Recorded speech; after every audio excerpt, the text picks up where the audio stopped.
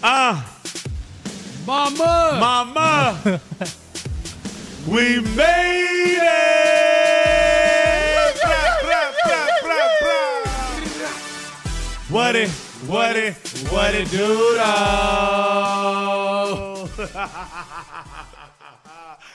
And we're back. Yeah. Like we never left. You know what's crazy? I actually just flew back from Germany.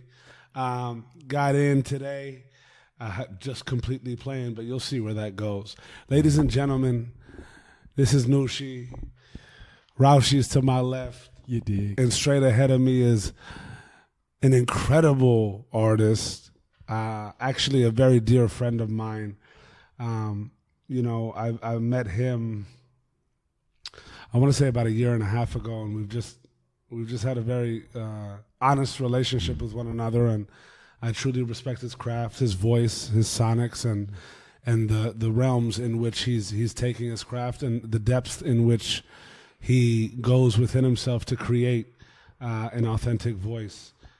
Ladies and gentlemen, without further ado, my brother NoMBe is with us. Wow. What an intro. I was like, who is he talking about? Is he here? Is that dude here? Wait, did y'all have another guest coming? Damn. Thank you. Thank you for the kind words, man. You were just in Germany recently? No, I was just completely fucking around because we're about to take it there. About to go there right now. I actually really want to go to Germany. Yeah. I've had multiple friends that have gone, and I really want to experience that culture. Yeah.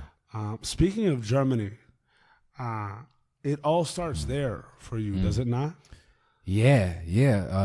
In many ways. I mean, I was born in Germany, a small town called Heidelberg, which some Americans know for its university, like a lot of law school, like a lot of international law students and that. But at the same time, I mean, my mom's American, you know, like she is, she's a New York native. She's from Brooklyn. And so, yeah, it depends, like saying like it all starts for me. Like I came into this world in Germany, but even as a child, I was going back and forth a lot to see my American family. And got it. So your dad was German and your mom was my dad's German and my mom's American. American Caribbean. My grandfather's from Trinidad and Tobago.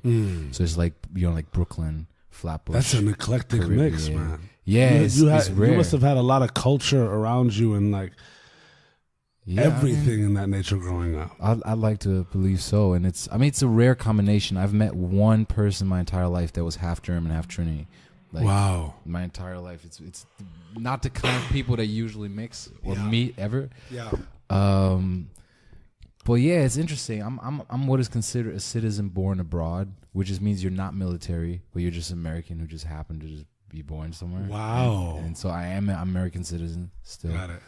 And Donald Trump, you hear that? Yeah. This guy's an American citizen. Wait, how you heard it? He's like, I didn't even know that was possible. It's like, oh shit, you fucking wrong. Wait, they have these? That's huge. Born on foreign soil. Wait, how'd your parents meet? How'd your mom end up in Germany? Oh, so yeah, so that's actually a crazy story. My dad was an artist manager.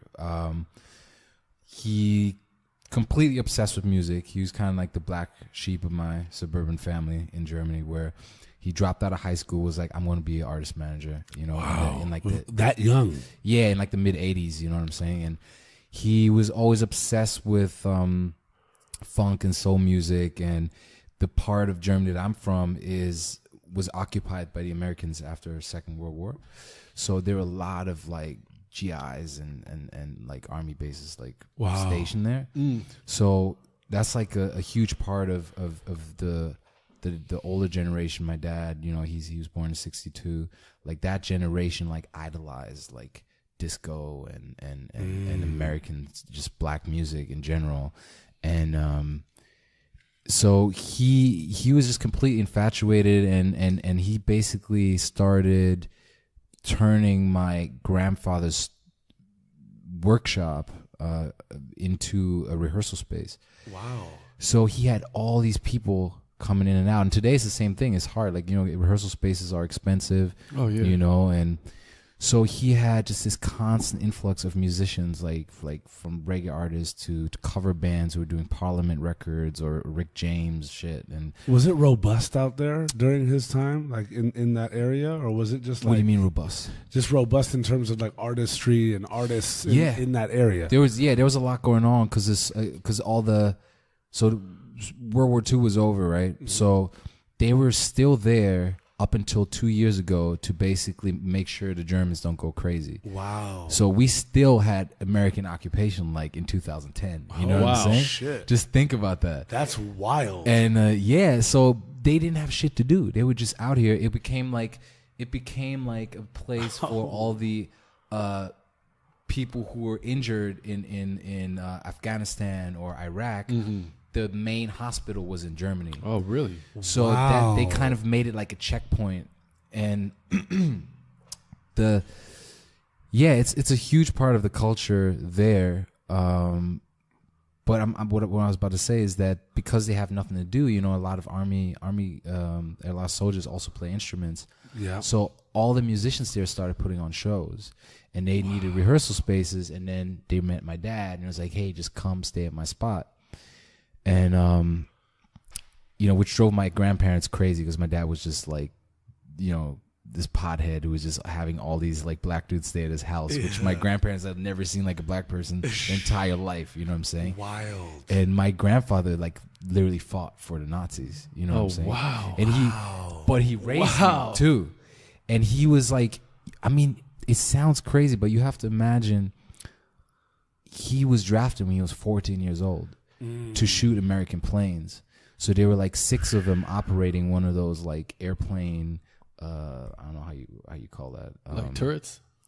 It's like in German we call it Flakgeschütz, which is a big machine that you need 6 people to operate. One person like aims, one person loads, one person hits fire.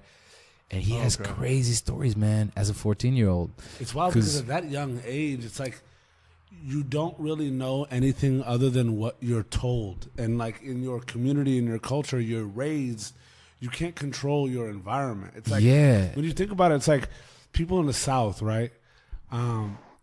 Those in the South and the Midwest and these types of areas, like, and even like internationally, like your culture is your surrounding and what you're raised and taught as a kid. Yeah. Always. It takes experience outside of these bubbles to really appreciate the differences amongst us in culture. Oh, 100%. Oh, totally. And I mean, if you guys would have met my grandfather, he was one of the most humanitarian, philosophical, deep people. That's incredible. That he would tell stories, and as a kid, we always think like, oh, this is so far away, and war, and it becomes very abstract because we haven't lived it. Yeah. But for a 14-year-old kid to have to go to a war zone when a lot of their kids have already died, his older brothers all went to war. His dad was in World War I, and just the horror. I don't think people realize how many people genuinely resented Hitler, and were so afraid of speaking up. Obviously, this is essential. And I'm not trying to excuse it in any kind of way. I'm just saying that it's a totally different perspective. There are people when by the time the war was over, my grandfather just wanted to live, man. He just wanted to have some kind of work, be able to go to school, and he had missed so much of school that he had to reteach himself chemistry, Latin, all that thing because. Towards the end of the war, Hitler was so desperate that he sent everybody. He sent 70-year-old people, so there were no more men left. In the 50s, Germany, there were like barely any men. Jesus. And that's insane. Yeah, man. Yeah, the women rebuilt Germany after the war, and that's when they got a lot of immigrants, mainly from Turkey and Italy. And that's why that's our strongest population. Turkey and Italy? Yeah, Turkish. Wow. They're like Mexicans in LA, Wow. So I want to say 30% of my close friends growing up were all Turkish. Wow. I grew up with a lot of Turkish, a lot of Iranians. I would never think that. This is the crazy part is like... I would never think that. Us being in LA, progressive area, like, we're so... uneducated about culture in other countries. You're damn Like, right. you think we're so progressive, and then you're like, wait, I have actually no clue what's going on in Germany, that there's Turkish and Italian people there. And those would be your closest friends. Yeah. Or even, like you said, the perspective of your grandfather. We don't think about those types of things, but they definitely exist.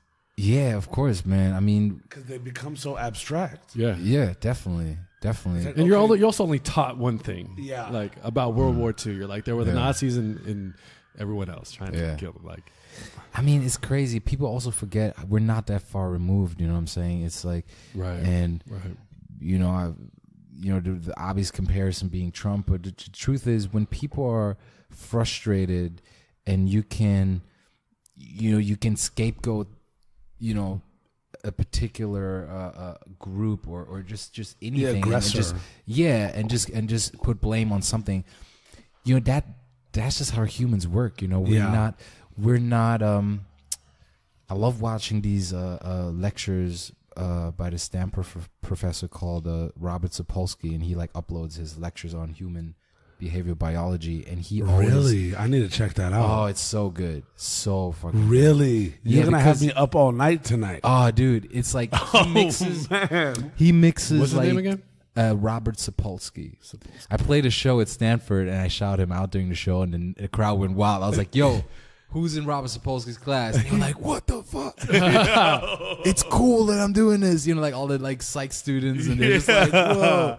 But but he talks about thinking in categories, and how much of our genetics influence our everyday decision making. When you think we have willpower or freedom to do whatever we want, but the truth is we are so locked in to what we see. We're conditioned. Yeah, exactly. And it's so easy.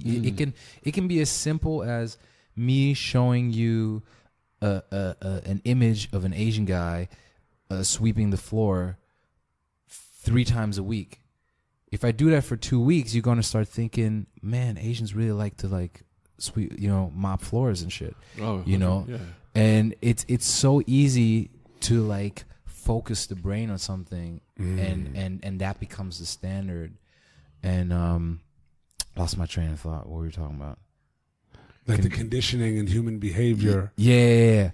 And how essentially how all of these things become so abstract, right? And you're going on the train of thought of like a Donald Trump, or like just different things going on in communities that influencing people, people and but we forget that, and kind of to your point, because it's so beautiful to follow, is that especially in culture and society, a lot of these incremental issues and a lot of these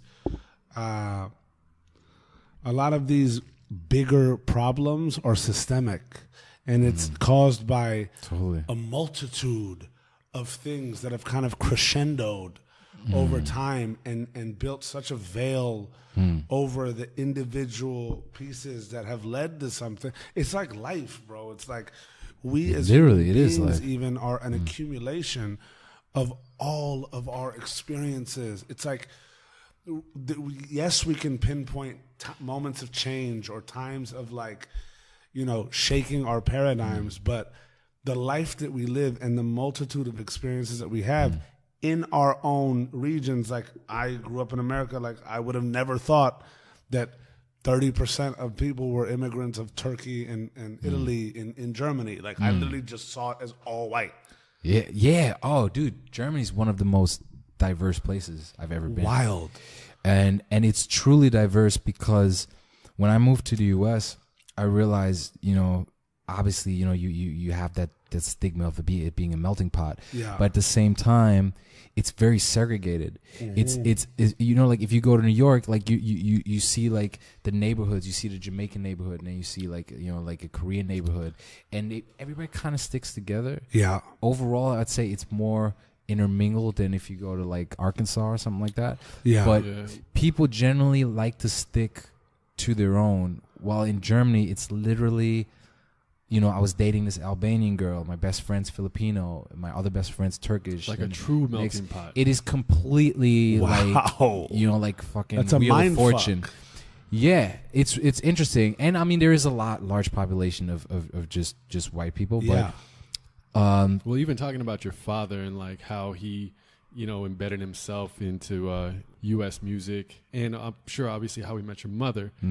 It seems that Germany has that natural melting pot, more diverse, because here things are super segregated. Yeah. Even like interracial relationships. Yeah. Like there's people still talk about Yeah, that. I mean, bro, yeah. you've gone through that. Yeah, I've gone through that a lot, and my fiance is black, and but in I think European countries, I've never been to Europe.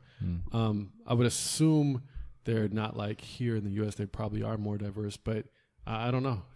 I mean, if you think of also geographically where Germany is in Europe, it is probably the most centered.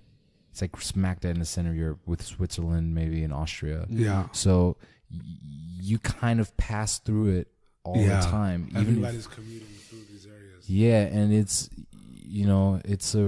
just the history is so interesting, with like half of German being Roman at one point, and then the Arabs came, and that was more Spain, but so many cultures came through there, and like the like I don't think like the Anglo-Saxons ever came through it, but like back back in the day, the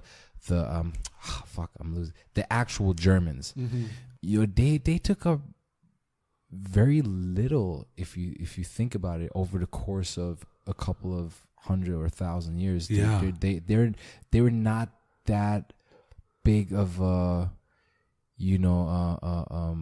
colonizing culture. My last name is German. That's wild. It's Rausch. Yeah. Oh yeah, I knew a couple of Rauschs back home. And I think it means, like what I've looked it up, it means drunk. Yeah.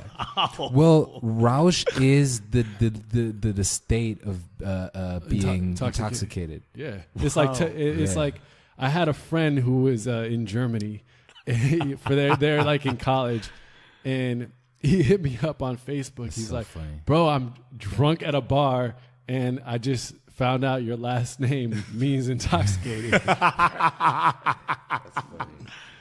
Bro, I'm so Roush right now. Yeah, It's insane. I think but is it used like to have it, right? Rausch is a noun. Okay. It's the Yeah, Rausch. it's like to have Rausch. Yeah. Wow. To have intoxication. Ladies and gentlemen, we have Roush. You are that's why in it. That's why shit get Roushy. It's like, that's actually, but yeah. Anyway, sorry. Yeah, to interrupt. no, I just no. thought it's a funny kind of thing I like to bring up with German people, because I've heard that.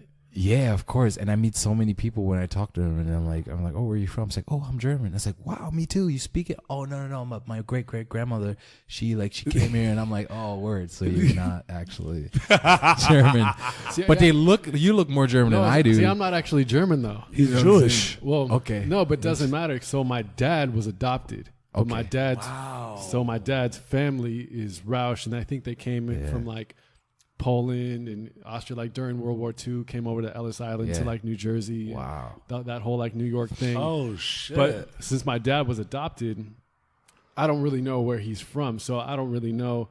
I got to do one of those like genealogy, whatever tests. Yeah. That's wild. So I really don't crazy. know. But anyway, back to your point. I want to go here. Since we're like literally we just hit that little like swoop swap swiggle. Yeah. The swoop swap swiggle, ladies. I want to know, because I feel like it's very formative, and it's really kind of developed you into the person that you are. Let's take it back to your mom and dad meeting. Yeah, that's what I was going to say. Let's go. True. But so my dad became an artist manager, ended up signing or basically managing one of the artists that came through the crib. Crazy. Ended up, he went through the whole thing, dropping off tapes at clubs, going to labels, that whole thing, and eventually found a producer. They, long story short, they ended up having a couple of #1 records in Europe. Wow. Yeah, crazy. Like being flown out to US to meet Clive Davis, and he was gonna sign them. It was big. And if you ask people in their late 30s from Europe, they all still know who that artist was. Wow. But that was it was a really crazy time, and basically they were shooting a music video in the UK, and my mom was a fashion model in Milan at the time. She ran away from home from where she lived in Brooklyn when she was about 15. Started waitressing in Manhattan and tried modeling, but at the time in the US, people were like, like early mid 80s, people were like into the Afrocentricity and like voluptuous girls with braids, that whole thing. My mom was very skinny, very like not petite, but very like tall, skinny, very African looking, like West African. And they told her like, yo, you got to go to Europe. And she basically like a month later, like she met a dude who's like, hey, you should come to Milan. I can, you can stay at my spot. A month later, she moved to Milan and she was 16. Wow. Doesn't speak a word of Italian. But she made it in her way, like she became very successful runway model over there because they really knew how to, they really appreciated her type there. One of, she did cover of Vogue. She was one of Armani's favorite models and doing really well. And basically my dad casted her to be in the artist video. Or actually, not my dad. Ashley Newton casted her. You guys know who Ashley Newton is? No. So Ashley Newton, currently president of Capitol Records, formerly president of Columbia. And he had just dropped an A&R job to start his own label. Everybody's like in their mid-20s at this point. My mom's like 19. He just started his label, signed my dad's artist. That's like his first artist. And he hired her for the video, and they shot it in the UK. At the time, my dad was living there part of the year just because they were working on an album there and that whole thing. And he saw her on the set, and he told Ash, he's like, man, I gotta have her.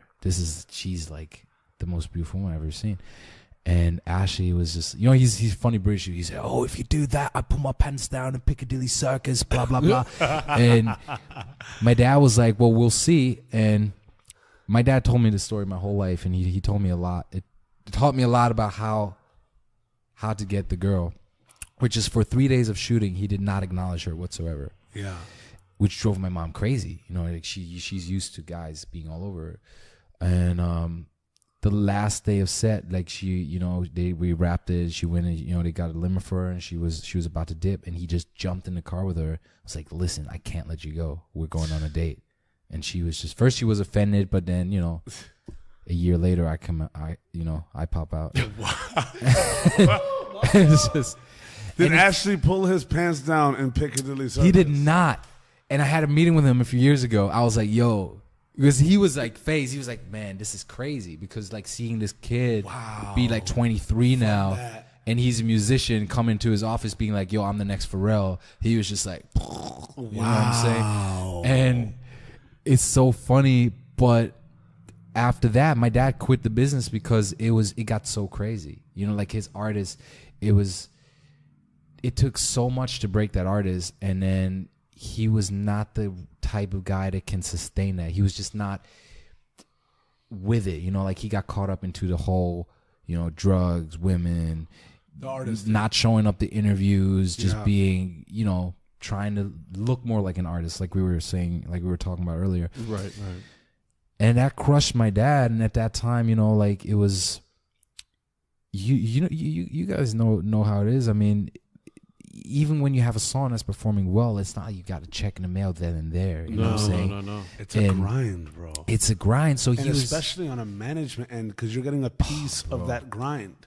Yeah. And that's why I sympathize with managers a lot, because I always say it's the hardest job in the business, because you're working effortlessly on someone else's career, and there are no guarantees. There's and if the artist flakes, if the artist feels like you're not getting him the right look, they'll fire you. Like that's the reality of it. I feel like that's a big reason why it's very predatory in the music game. When you think about artists and managers in general, it's one of those things in this industry where it's like executives now are like, look, you're gonna get fucked on your first go. Just know that. Yeah. If you make it past it, then you'll be fine, right? And then you have the managers that come to a point where they're women scorned, right? Where it's like they've been left by 17 different artists. So then the contract for the next one becomes super predatory. Like, all right, well, look, I'm going to take 20% gross, this, that, the other. I'm going to take everything and you're not leaving me. Yeah. Dude. Right? Yeah. And then it becomes the artist that if they are able to stand the test of time, right? And then they've had to go through so much, and then they're starting to bring up artists and they want to do it, right? They're becoming predatory labels. Yeah. And it's just like this fucking cycle of like, we're all getting fucked here. Yeah. You know what I mean? Because like, it's a trip. Yeah. It's really a trip. It's such a crazy business model, and the standard, quote unquote standard, is a fucked up model. Yeah. So it's an industry like no other. And my dad, having just had me, and things just weren't working out with my mom, and they split up when I was about a year and a half. So my mom moved back to Milan, and she was just,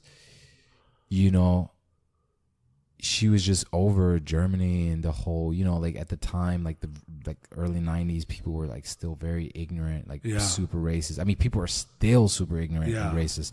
I'm not even going to say it or not, but it was just that kind of thing where people would, call. It was uncomfortable. It was uncomfortable. They would just like assume that she's just like this bimbo from the jungle, you know what I'm saying? And my mom was not used to that. Like they treated her like a queen in Milan, It was just like that kind of thing. So she went back to that and really lived in Italy till I was about 10. Wow. And I would go back and forth between Germany and Italy. How was that for you growing up? It was interesting. I didn't realize till later how much it gave me, because I was always so frustrated over the fact that my parents were broken up. Because now to millennials, that's not a new thing, you know what I'm saying? But I was the first out of any kid that I knew that had divorced parents. And I remember having explained that to other kids and saying the word divorce I would just be like, man, fuck, why can't they just, figure it out like the way kids think? And then way later when I got 12, 13, all my friends' parents started breaking up. Oh wow. But as a 2-3-year-old, it was hard for both of them, me constantly asking where they are, because it's not like your mom's up the street. It's like, oh, your mom's in Italy being a model. And I'm just like, well, why? Wow. You're just like, you don't get it. And my dad would drive every vacation he would drive me across the border through Switzerland, drop me off for like 3 weeks, and now be in Italy. And it wasn't really vacation. It was just life with mom, So, and that's been pretty much all my vacations in terms of getting breaks from school. It was never like, hey, we're going to like Australia. Yeah, going to like, I don't know, Cancun or something. It was just like, fucking, now you're living with this person. And my mom had her life, like she had, a boyfriend who I really, really cared for, and he was a great guy. But it was stressful. It was very stressful, like going to auditions and the runarounds and being, like late night photo shoots. And I just got like all my toys, and I'm falling asleep, like playing with the makeup artist. And that was just, for years, that was the life. And my dad was very, very just financially not doing well, and he had to move back in with his parents, and that's how I ended up at my grandparents' house. Wow. How old were you during this time? Pretty soon, like from the time I was 2 all the way till I moved to US, I stayed with my grandparents. Wow. 2 to 19. What was that like for you with such a dichotomy? Like your mom is in Milan, is a very, is a working and successful model, right? Revered in that community that she's in. Totally. Your father, I'm assuming he went and started working a normal job. Yeah. I mean, many more normal jobs. Yeah. He went that route. Yeah. But he also had a son. Was that like a decision made because, look, I have a young son. I can't, take this chance anymore. Yeah, that's we had it. I can't take this shot anymore. I mean, he tried other business ventures, but most of them failed. And I want to say he didn't quite stop with music. Like, he started producing other artists. Yeah. But it was always something. It was always like the record made it to radio, but then they missed, you know, putting the CDs in stores and people couldn't buy it. And that was a time where that still mattered. You know what I'm saying? Right.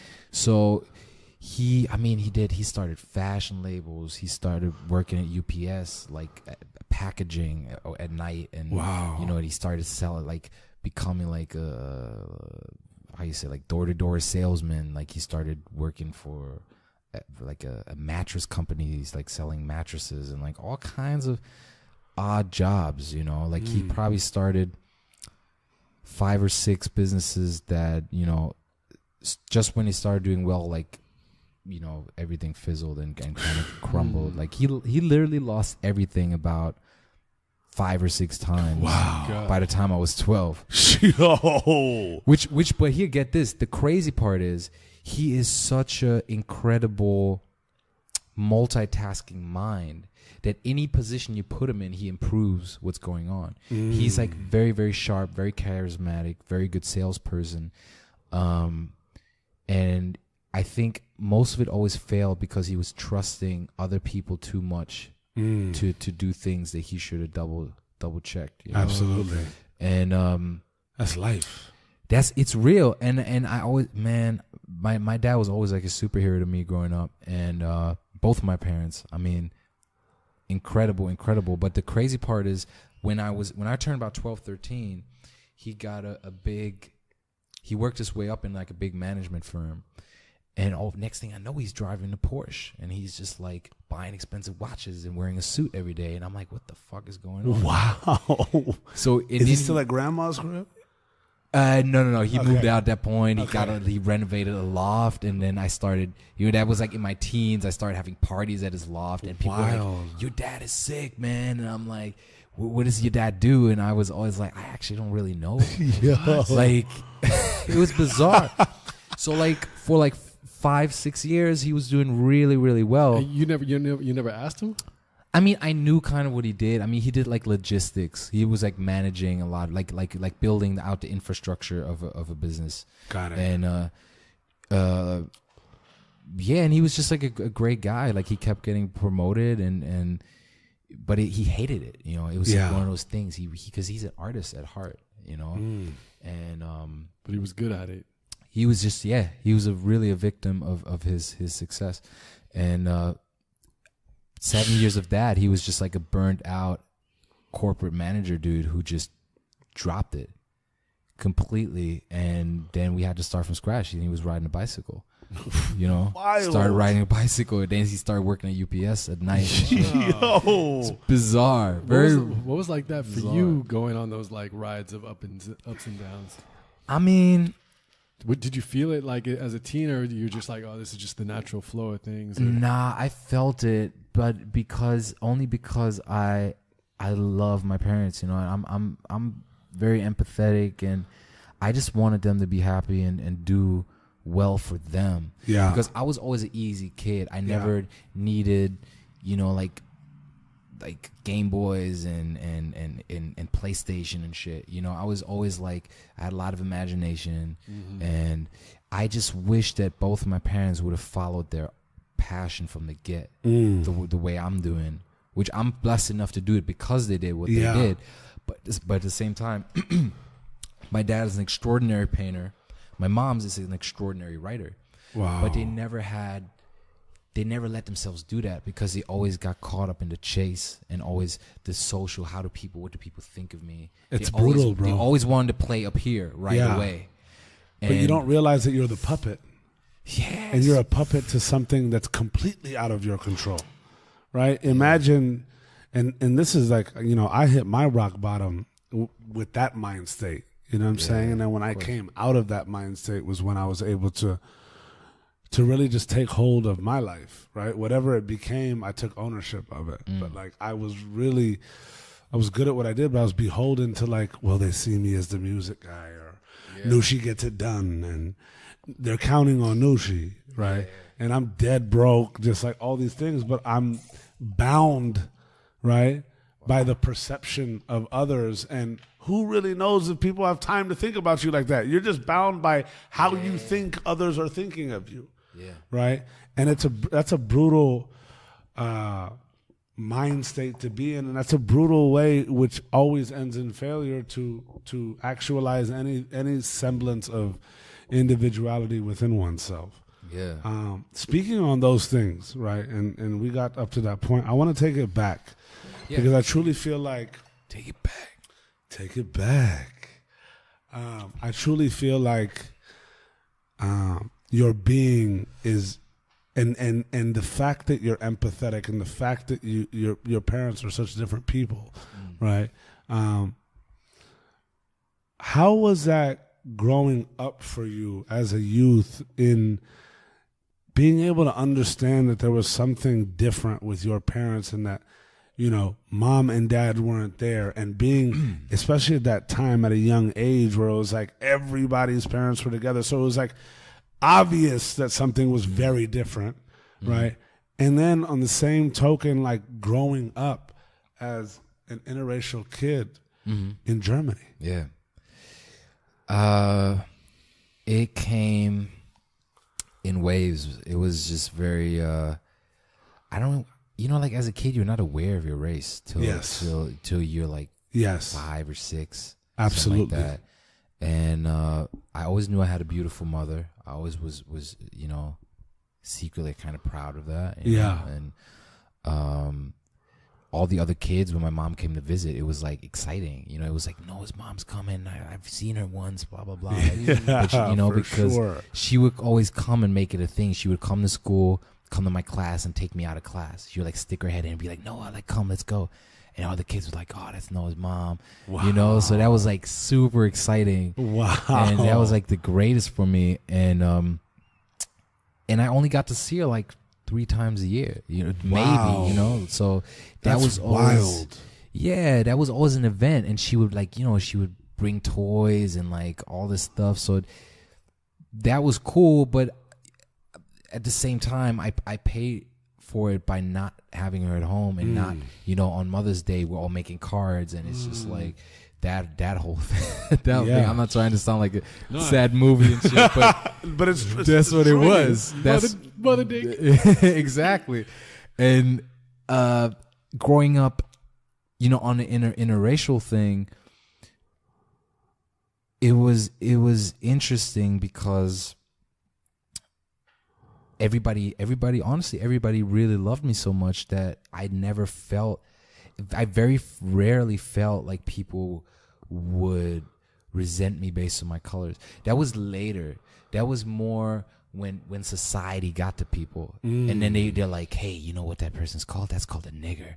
That's what you should call them. You know, and that's what, like, a kid hears that and repeats that. And that's in Germany and Italy? Yeah, Germany for the most part. Oh, wow. But before that, kids, you know, we're all playing, we're all pirates, we're all fucking cowboys and shit. And then you get to a certain age when kids want to test you, and then it becomes like, oh, but where you're from? Oh, but you're not really German. And that was more frustrating to me. But I had a very happy childhood, you know, in all honesty, you know, and I became more aware of my color through older kids, you know, that it was a young age for me. I think I was about 7 or 8 when somebody called me the N-word, but that was an older kid. That was like a 15-year-old who would just like wanted to throw a dagger out. Yeah, like literally, you know, like, but that was the kind of thing where I would run home to my grandma and be like, yo, this kid called me that. What does that mean? And my grandma was like, whoa, hold up. Let me call this kid's dad up. Oh. Wow. And, like, grandma put her foot down. Oh, dude. My parents. Grandma said, wait, what? Who? Yeah. They always have my back, bro. And the next day, it's the kind of thing the kid shows up. It's like, I'm really sorry that I called you. Yo, crazy part. Like, sidetracking a little bit. But that kid... I was really upset because he made me very, you know, he was really like, he took like things from me and like threw them away. And I was like, well, that's what you get for being fucking a nigger and shit. Wow. And I was just like, as a 10-year-old, like, you know, like he broke my bike and shit. You know what I'm saying? So I was like crushed and I didn't understand it. But when I was about 15, he had a house party and he forgot that happened. That was like, you know, years and years ago. But I remember I was rolling with a really weird crew at the time, and we completely destroyed his house. And we like, I mean, it's like 11 years back now, so I can say it. But dude, we took watches, we took like his parents' cameras. Oh, it was so bad. Wild. Like my friend peed in his closet, and like all kinds of shit. It was like that teenage revenge. It was like that teenage. It was like I didn't do it because of that. It's just I was okay with it because of that. I was just like, I don't care what happens to this dude. Right. You know, in my mind, I was like, and that's like when you're in like your like early teen rebellious. Yeah. I'm socially conscious, and you know, like, you know, I felt like the foreigner in my own country kind of phase. So. Crazy. I haven't thought about that dude in years. That's where we go. We take it. Wild. So crazy. Let me ask you this: as a kid, like, were you surrounded by music? Were you surrounded by instruments? These things all the time. What were kind of your dreams as a kid? Like, because as kids, we're always like lightweight dreamers, right? And it's just like, what were those kind of thoughts in that like elementary to junior high age? You know. Real talk, one of my earliest memory was me sitting like by the side of some pond with a guitar and a fedora and being like, I'm a musician. Wow. How old were you? I was like 4. Oh, really? I always thought I'll be a like guitar and a fedora. Or like an artist. Of course you were going to be an artist. To me, the artist in my head was this cool, vague, like this dude who just like sings to people and just walks like a Rolling Stone. That's in my head. I thought I'm gonna be a Rolling Stone, but I didn't know what that word was. And then you flip flop. You know, like I watched Power Rangers, and then I wanted to be a martial artist, and then I wanted to be a scientist, and then. You know, I wanted to work for the FBI. Wow. I wanted to be a magician for a while. Yo, I feel you. FBI. Yeah, you know, an inventor. You know what I'm saying? I was always going to build a spaceship that takes me to fucking the moon or whatever. Like that. But my realistic, at some point, deep down, I knew I had to be realistic. And in my head, I was just like, I want to be a musician. And this is how cool my mom was. Because she would ask me, what do you want to be? And I would spit out all these things. And I was like, well, you know what? You can be it all. You know, if you want to be a person that works for the FBI and solves crimes while writing songs and you know, making weird contraptions, you can be that. Spaceship. Yeah, my mom was always my biggest fan. Wow. Always encouraging, always being and like. Was this like from the onset, or did it kind of build as you age and were more able to really like put it together? You mean the way she? No, I'm saying what naturally a mother is always son's biggest fan, but of course, did this become more prevalent as you got older, or was this more of like even during those 3 times a years, was it like that? Because early on in your life, it was still early on in her career and her life, so it's like it's wild for me to think about these things. Like I'm just like picturing it, right? It's like as parents, especially parents that are in these realms, like I feel like in making an assumption, it's like dad is more at home, you're back with the family, he's going through his ups and downs, but he's with the family. Dad comes home, you're with grandma and grandpa. It's a veil of family, right? In a community in which it's a smaller suburban community, and then you have mom who's in Milan. It's a much more fast-paced life. There's a reason why she can only come these few times. It's like we don't understand that then, but there's a reason why it's only 3 times. I'm sure as a mother, she's like, I want to be with my son, but of course, as a woman, she's also like, well, I need to build my life. Well, that's that. Let's not forget, she had me when she was 19, like barely becoming 20. Wow, yeah. So I always tell, I always tell my girl, she's 27. I was like, imagine you got an 8-year-old kid right now. Yeah. You know what I'm saying? For real. Because I saw her as mom, but now I'm thinking like I'm 25 now. Like I was 6 when she was my age. That's how old she was? Crazy. That's fucking crazy. So she was a kid, you know what I'm saying? Absolutely. And she did and not. she left home on her own. And she left home. And she came, she did not have a good childhood.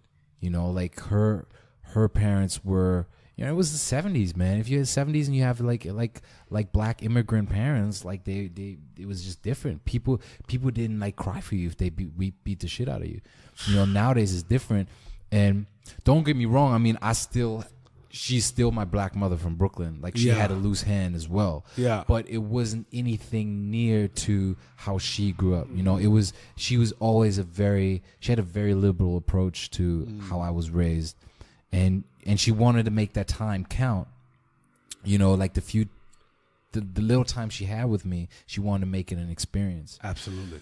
Hence the toys, hence the popping in and whisking them out of class. And she was fun. I mean, she would smoke weed. She would go to the park with me. We'll roll down hills, and she was a hippie kind of.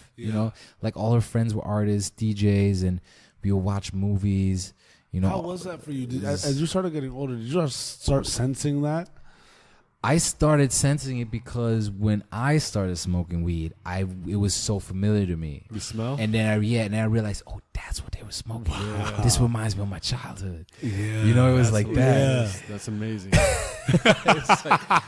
It's so funny. But you're like, wait. You're like, oh. Yeah. It's funny as kids because you probably saw your mom smoke a lot and you're like, oh, maybe. Did you see her smoke? Oh, absolutely. And absolutely. You just don't like make that that concept. Connection. I think that's happened to me in movies too. Like where you see a movie as a child, but then when you're older and you watch that same movie, you're like, oh, they were smoking weed, like in The Karate Kid, in the bathroom. Wow, you're right. Johnny's smoking a joint, and as a kid, you're just like, oh, he's smoking a cigarette. Yeah, you're like, but it's hilarious. Yeah, dude. Which by the way, I mean, my mom she was close to like a chain smoker when I was a kid. Yeah. And it took a lot of, just willpower to be at a point now where she, barely smokes and she has a little e-cigarette and that whole thing. But she was always smoking a cigarette when I was a kid. Mm-hmm. And as a kid, I couldn't stand it. Not because I minded the smoke. It's just, I knew it was bad for you. And I knew my mom was doing something that would shorten her life. Mm-hmm. So that like crushed me. I've been like an anti-smoking, like very, very, very vocal about, about not smoking with my family and my social circle. Because of that, because even as a young kid, I mean, dude, it is what it is, like we're all adults now, but as a kid, I was like, man, my parents are killing themselves with these cigarettes. I used to like cut them up. I used to hide them. Oh, wow. So I used really to like flush them down the toilet, and my parents would get very upset with me. But that was the kind of thing where I was just not like compromising, I was. I'm not gonna lie, I was that same kid. It's wild. Like, it broke my mom's heart to see me smoke a cigarette. Bro. It's wild. Like, and now she realized. I mean, she got through it, but I was actually really. She caught me like randomly smoking a cigarette. This was more so when I was like, because I didn't start smoking until I was like 19. Oh wow, that's actually pretty late. Yeah, but I was a kid that literally would like, she'd be with her friends, and they'd be on the patio, and she'd be like, I quit, and my room was right above the patio, so I'd be that kid that's like in the 6th, 7th grade, that literally she'd be with her friends, they'd be drinking and shit. And I go through the blinds, like hella sneaky, like put 2 down, and literally put 2 down, put my eyes out.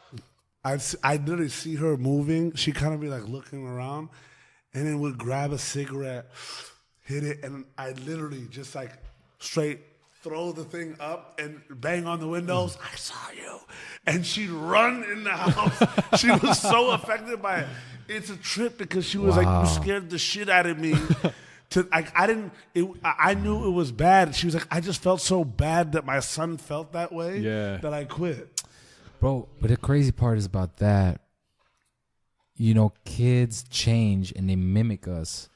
And the way a kid is with these things is so pragmatic, so direct, so like, this is bad for you. And it doesn't enter their mind why someone would do that. But part of me wonders if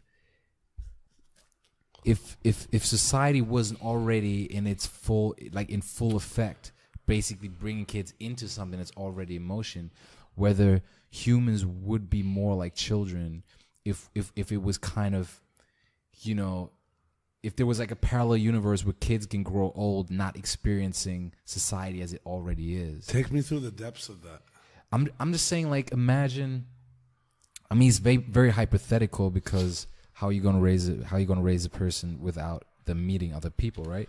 But I'm just saying, why we keep perpetuating the same thing is because we also see it. Yeah. You know what I'm saying? But a kid is completely. Imagine if the canvas was blank. Essentially, if the canvas stayed blank and kind of, I guess, like, kind of how, I don't know, like how Native Americans. But I feel like or something like that. Even conceptually, in that regard, right? There's a beauty in the blank canvas, and there's such a battle in between experiences and how somebody chooses to see and paint upon this canvas called life, right? Yeah, of course. But then we get to a point where we really start to think about, well, shit, it's a gift, and I feel like experience and nature versus nurture and all of these things are a gift and a curse, because in order to have these ideas, you have to experience things. Yeah. Right? We can't keep this level of purity, because that purity just becomes nothingness. And not the kind in which you strip back yourselves and you become a Buddhist monk. But that's just pure nothingness. Yeah. Right? Like, it's like a caveman. Yeah. If you will, but like a caveman that doesn't see any dinosaurs. It's just like the motherfucker's wilding. It's completely blissful. Yeah, there's a basket of meat there randomly. Fire starts. You know what I'm saying? But we have to experience these things, and these experiences play such a significant role in our lives. Yeah. And speaking of these experiences and your dreaming as a kid, it's like when you started getting into, how old were you when you moved back to the States or moved to the States? I was 19. Okay, so I was 19 for a month. Got it. And, so, and this was like right after high school? Yeah, I graduated high school the month I turned 19, and the next month I moved to the U.S. Ladies and gentlemen, his phone's going off. He did the pump fake shimmy. He did the I just wanted to turn it off. I didn't want to be in the recording, but don't worry. Yeah, we're here. It's real. It's literally, I'm basking in this beautiful tune. The listeners probably just hear like. Yeah, they don't hear shit. They hear like we just had to bring it up. Hey, let me come back. You guys got to appreciate the stock ringtone too. Absolutely, absolutely. I appreciate the guy that made that. He was like, "Yo, for real, this melody is great." Yeah, he's like, "This is great." There's a dude. He's got millions of dollars. He's literally like, "I got it." For real. Yeah, the person you have no idea. He's got about. curly hair and glasses. His name is Rusty or something. Yeah, he's in his 50s. Rusty McAdams from Poughkeepsie. Yeah.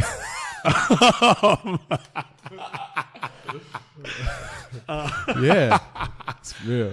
Okay, so middle school to high school, another point that like I just want to bring up is when your dad is finally in his stride.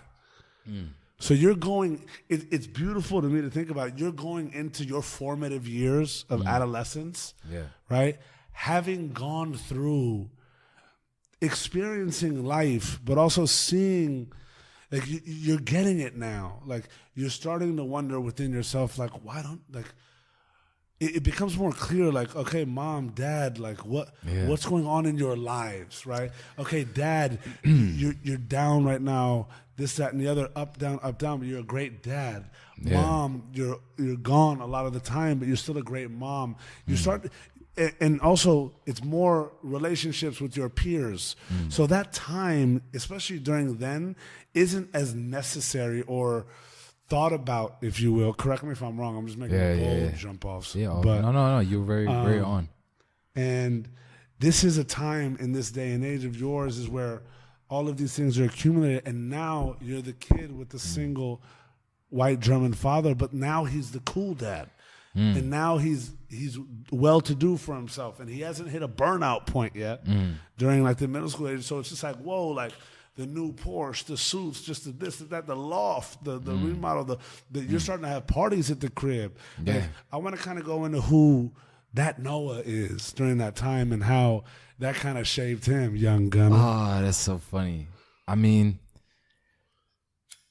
I've gone through stages, man, because just like finding your identity for any kid of mixed background is incredibly it's a real journey at that age. I completely feel you, but I want you to elaborate. Because I'll tell you, because we were talking earlier how I have a lot of family in South Carolina. Yeah. And at some point, I was very early on obsessed with hip hop culture. Like that was my thing. Like I was like b-boying, graffiti, freestyling. And the what was the hip whole hop thing. in Germany like? Being a kid in Germany. That's a strong scene, like the old school backpacker boom bop scene. They're just like die hard, like fuck pop, fuck commerce, like that whole thing. And I was really in that, you know, like when I discovered Tribe Called Quest in my early teens and that whole thing. And but before that, even I was soaking it all in. I was into 50 Cent and, when you just listen to everything and Lil Jon and everything. But then when I turned like 14, 15, like I started appreciating jazz and started getting those records, getting into my dad's records.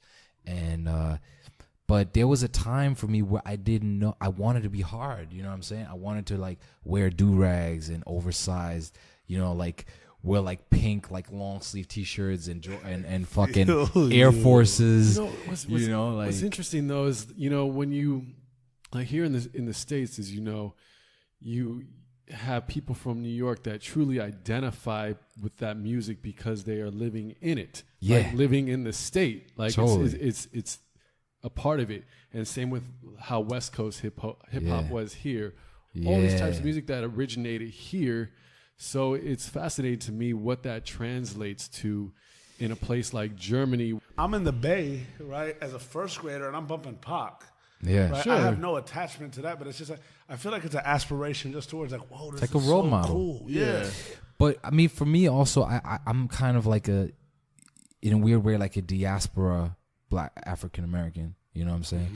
Where I guess it's the same kind of feeling that Black people had in like the 60s, where they're realizing, there's so much culture in Africa. This is what they're keeping from us. This is like reaching far and seeing it and being like, this is me. I see myself in that. Whatever they told me, this is not actually me. Yeah. So although I am half German, there was this thing where I kind of felt culturally like what was happening was catering to an audience that I didn't really belong to. It was like this thing where I saw somebody like, like Nas or somebody, and I was like, wait, this is kind of, he looks like my cousins, this is also me. Wow. And I wanted, and it was cool. It was really like hip hop was really starting to become the thing. Yeah. Absolutely. And especially in those regions too. Like so I really embraced that, and I was just like, I'm not phone's ringing again. Somebody really wants to talk to me.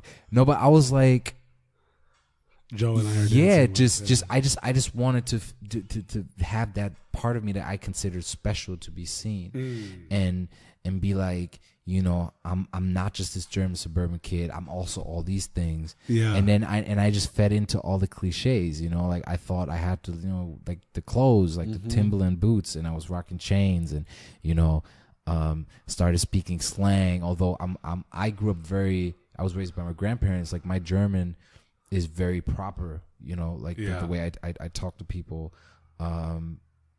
So it was definitely.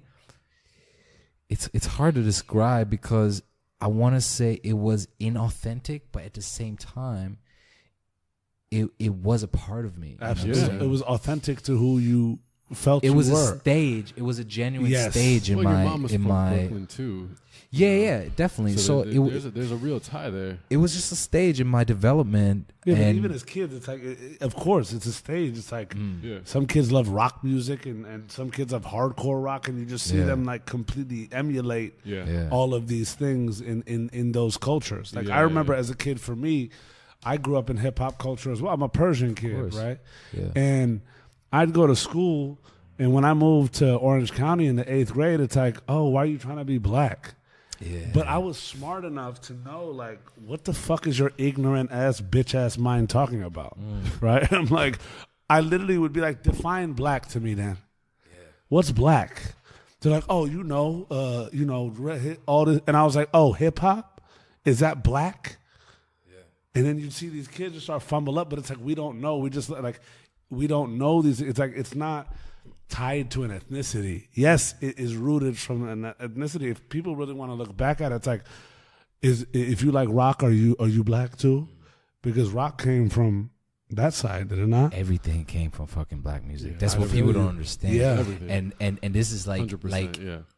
like as a historian, Yeah. if you're real, Of course. Yeah. if you look at where dubstep came from, where EDM, where house music comes from, Chicago. the kind of the reason that people can dance to a 4 on the floor, if you listen to Nigerian music, if you listen to, like the oldest recording that you can find, the stomp, that is the root of anything danceable. Yes. And that is ancient. That is completely ancient. And even in the modern world, like, there is no rock without blues, without jazz, without spirituals, without African music. There is no, literally everything except maybe classical music and folk music of European regions is really black music. And I'm not saying it as a statement of superiority. No, this is straight up fact. real. So it's history. 100%. Yeah. So, and that's, I mean, when people say black music or urban music, that whole thing, it's at the end of the day, it's a music, it's a gift, and it's meant for people to enjoy. Absolutely. And that's what I love about hip hop culture, that true hip hop culture, that I became immersed in those years. That it was so all inclusive. It was really just like, were you about positivity? Were you about what the cause is, or not? I don't care what your religion, how tall, how old, whatever the fuck. Yeah. Like, we don't care about that. We just want, positivity around us. And I soaked it up, man. I was like, I was part of the B-boy crew. We would travel. We would go to battles. We were, we always had our markers, being ready to like tag, and that was us for years and years. And that's how I realized I want to be a producer, because music was always a huge part of my life. I mean, you asked me earlier if there was music. I mean, my mom said that when I was like 3 or 4, I started humming melodies that I heard around the house, like classical. My grandma would always play classical, like everything from Chopin to Tchaikovsky, Beethoven, and I would always be whistling it. And my mom was like, "Yo, he has an ear for music. You guys got to give him music lessons." And at first, my family was like, "Oh, let's wait. Let's see when he gets older." And my mom was like, "No, there's no other kid that hums Beethoven in the crib, Yeah. And I was blessed enough when I was like 5 or 6 years old. They put me into like a class, like a music class. And then when I was 5, and then when I was 6, I started private piano tutoring. Oh wow. Which I was, man, I feel so blessed for that, man. It took my grandfather about 12 years to pay off the piano we had in our house. Oh wow. And really? so by the time our piano was ours, I was playing concerts and doing recitals. So you're classically trained piano. Yeah, that's my first Whoa. That's incredible. first instrument. And you knew the value of that piano, like even outside of an outlet. yeah, I mean, I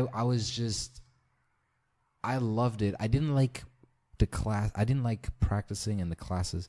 I just loved creating music. I just loved writing. Like, I think I started playing piano when I was 6. By the time I was 7, I was making my own little things because Really? I didn't really care that much about repeating. Do you think that's kind of a things. rare thing? Because especially for kids who take piano lessons, I feel sometimes it's more common for classically trained musicians to not actually be as creative, but more just stunning players who play these amazing, magnificent pieces better than the originators themselves.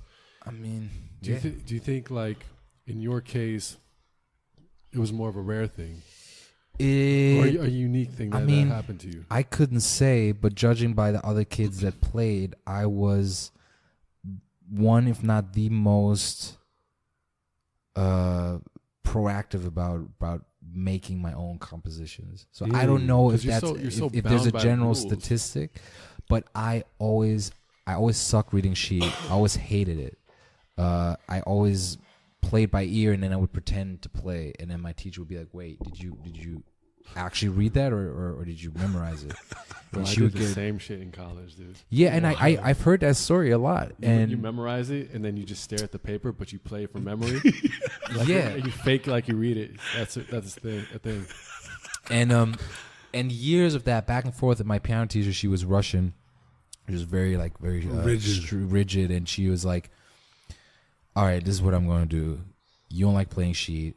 I don't like watching you like torture yourself with sheet. But I'm gonna teach you how to improvise. Wow. I'm gonna teach you how to write songs, and any song that you want to learn, I'm gonna play it and you'll repeat it until you know it." I'm like, that's cool. an incredible teacher, bro. It's incredible, but I never learned how to properly read sheet. You know what I'm saying? Which I wish I did. I don't really need it.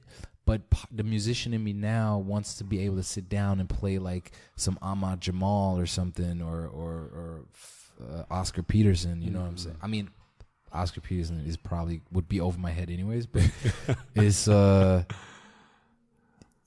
you know, it's a double-edged sword. Because I get that nostalgia of it. It's like even for me, it's like for me, it's like with Farsi, right? Like I grew up. You go to dance. This is the soundtrack of the evening, though. Oh yeah, I'm gonna have to flip this into a beat. For real. Shout out to Rick McDonald from Tennessee that composed this glorious ringtone. Oh, dude, I have to use the bathroom. Go ahead. Yeah. You golden. And we're back. Yeah. So when talking about piano lessons, it's just, you know, we were saying teachers can be so formal, especially with when you're a young kid, you know, 4, 5, 6. You're in like this locked, regimented routine. Yeah. And I feel the standard is that teachers don't allow you or want you to be creative. They want you to kind of follow the strict rules so you can get down the technique, get down the sight reading, and be very traditional. Yeah. But your teacher was an anomaly of that. I'm just, you know, like, I mean, about me, I'm very, I try to give people what they want, but at the same time, if I don't get what I want, it can boggle up inside me and then I get upset.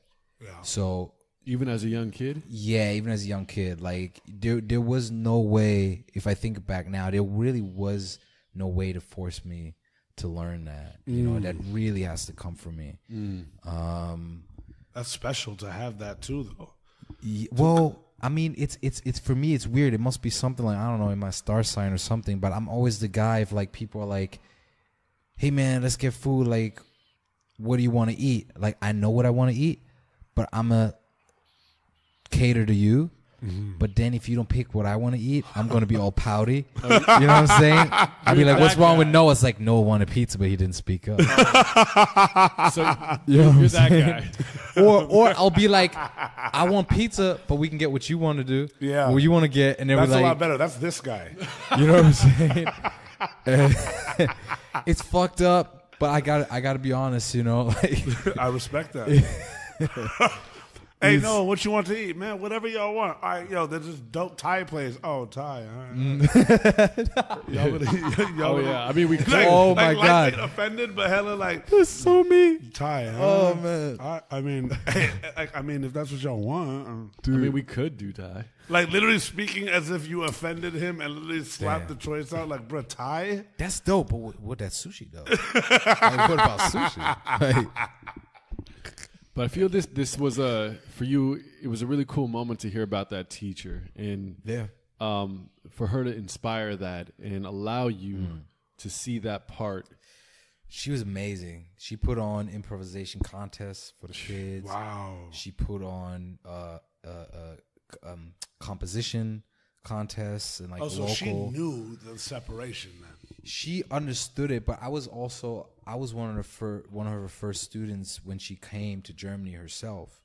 So like I was like one of her first like 5 students, and that was like 20 years ago. You know what I'm saying? And, Yeah. And so then she realized that some kids are just like that. You know, you can't be so rigid, and she tried to make it fun for them and put on That's plays. an incredible teacher in the Yeah. essence of what a teacher really is. Yes, absolutely. I mean, she's phenomenal. She's phenomenal. Still like a great friend of mine, and you know, every time I go back, I pop in and like, Wow. you know, come to like It's that deep. things. Yeah, definitely. I mean, we did plays together. You know, like she had me out here being Othello and Shakespeare and shit.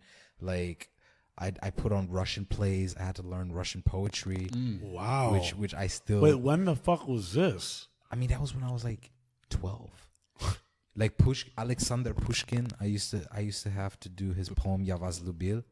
Я вас любил, любовь быть может в душе моей газла. That's so lit. Get it, bro. You want to go full length? Let's rock. Dude, it's one of the most, and it's funny. He's the most famous Russian poet. This is his most famous piece of literature, and he was mixed, and that's why I was him in the plays because he was black. He was more in Arabic, but his mom was Russian, I think. Wow. And so he's the greatest Russian poet, right? And he looked like me, and even Russians don't notice. By the way, a lot of them don't notice. Really? Yeah, because I mean, Russians can be pretty xenophobic as well. Yes. And it's bizarre, but I had to learn it, and somehow I still know it. And over the years, I used it to pick up Russian girls. I'll be just like, you know, like they'll be made up. They'll be like, "Oh, I'm Russian." I'm like, "Oh, really? You know Pushkin? How do you know Pushkin?" I'm like, "Я вас любил, любовь быть может." Oh, wait, how you know that? That's my poem. My dad used to read me this poem. I'm like, really? Wow, that's crazy. Great man. Great man. Good taste. Bro, that shit, like, I'm not gonna lie. That's like, you blowing people's minds with I that. respect that. And you're knowingly blowing it. It's At so least funny. it's not food. It's food of a different type, and you're not going to be pouty. He's like, yo, I want the Russian one. Yo, I'm gonna send you a photo like this week where I'm wearing a blazer and a top hat and I'm wearing a bow tie. I'm about 12 years old. And I'm weighing about 290 because I was a very heavy kid. Whoa, hold the fuck up. And Hey, no, there's no way. There's no way you're gonna weigh about like you're gonna brush over the. put it back. No, there's no way you're gonna just like brush over the 290 at fucking 12. 290. Yeah, dude. I mean, You were big. growing pun. up with You were- grandma comes with a price. Excuse me. You were big pun at 12. Yeah, Oh, I was heavy, bro. Really? I was heavy. I mean, we're gonna get to that too, but I just Shit, love we to better, eat. dog. I love it when you call me Big Pop. Dude, I love to eat, still love to eat, love to cook, you know what I'm saying? But right around that age, you know, I started, you know, I grew a lot. I was always a big kid. Yeah. And I got into dancing. I got into, you know, I started running. I started boxing.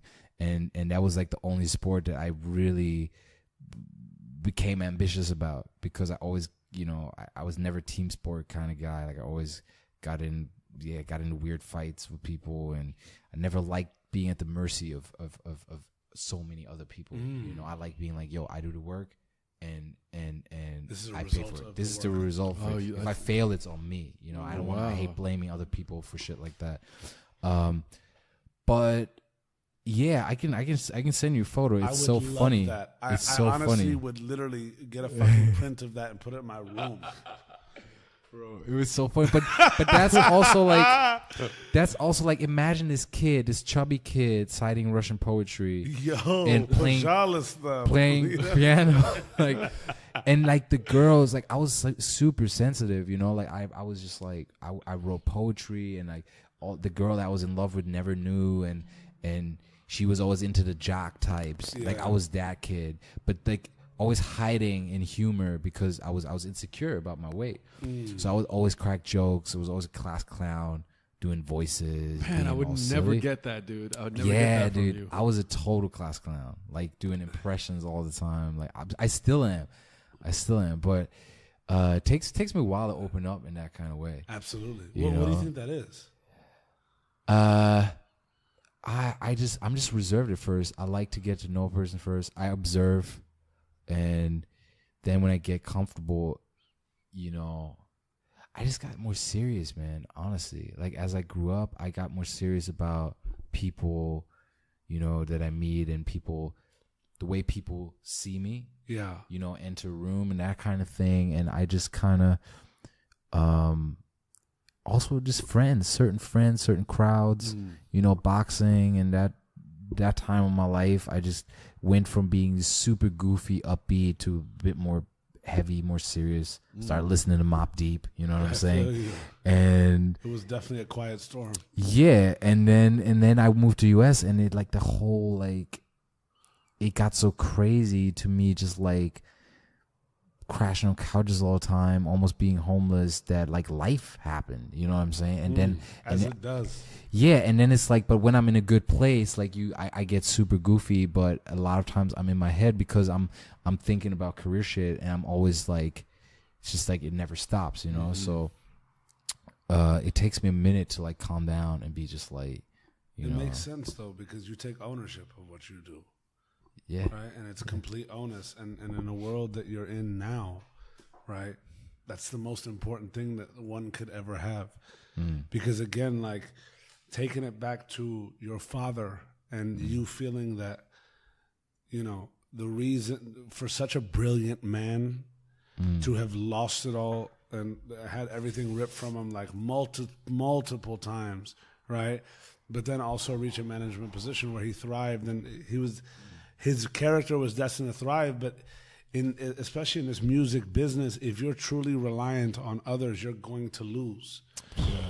It's like it's crazy. even when you have the most powerful of people around you, it becomes, and we were talking a little bit about this earlier, which we'll get to more in depth in a little bit, but the concept of even when the team is in place and you have them, if you're at the whims of what others want you to become, and you have no solid voice, and you don't put the work in to stand by a voice in which you may have, you're fucked. Bro, you can have everything, and it can be just like a slight character flaw that will fuck it up. You know what I'm saying? I've seen it. I notice it within myself. Yeah. Where it's like, okay, we got the management, we got the music. You know what I'm saying? We're performing. We got agents. We got you know, connections. Whatever you think you need in this business, and then it's just like, you know, like you have artists that just like one day it's like, I don't want to get out of bed today. I feel like everything is caving in on me or some shit, or like you're just like people scrap. I've seen, you know, artists like I don't want to name drop, but like bigger artist friends of mine, that like scrap 2 albums before they feel good about the third, and A&Rs are like tearing their hairs out and like fucking just, and I'm just like, how the hell do you do that? This album is amazing. No, this is not who I want to be. This is not who I want to be in 2 years. I'm like, who gives a fuck? This is amazing. Right. Yeah. You get to do it again. You know what I'm saying? But it's the thought of being their best self. Of course. Right? I get it. But it's also such a fine balance with artists, especially, and in that. And I've had this talk too, and like the crazy thing is, at the time I was so green, I didn't know what the fuck it really was. It wasn't like I was 30 years in the game and have seen it time and time again. But for me, it was like, yo, like these are masterpieces in the fucking moment. Appreciate that. Like, understand, if you're going to be doing this for the long haul, nobody's going to look back at what you thought was subpar when they were touched by it. And then you've become what you've always wanted to 4, 5, 6, 8 years down the line. Nobody's going to look back and say, but dog, the second album was weak. The one that he put out just on his own was super weak. Like, fuck him. Nobody's going to do that. But as creatives, there's such an emotional attachment to it. There's such it's a very, very, very deep emotional bond, and it's a battle of insecurity and finding security in one's craft. But it's also, I feel like, looking back at it now, it's like appreciating the process. We all talk about that. Like, it's easily understood. Like, the journey's long, and the journey's just like, motherfuckers know what that is coming into the game. But it's very hard to maintain that and act accordingly when greatness is the mission.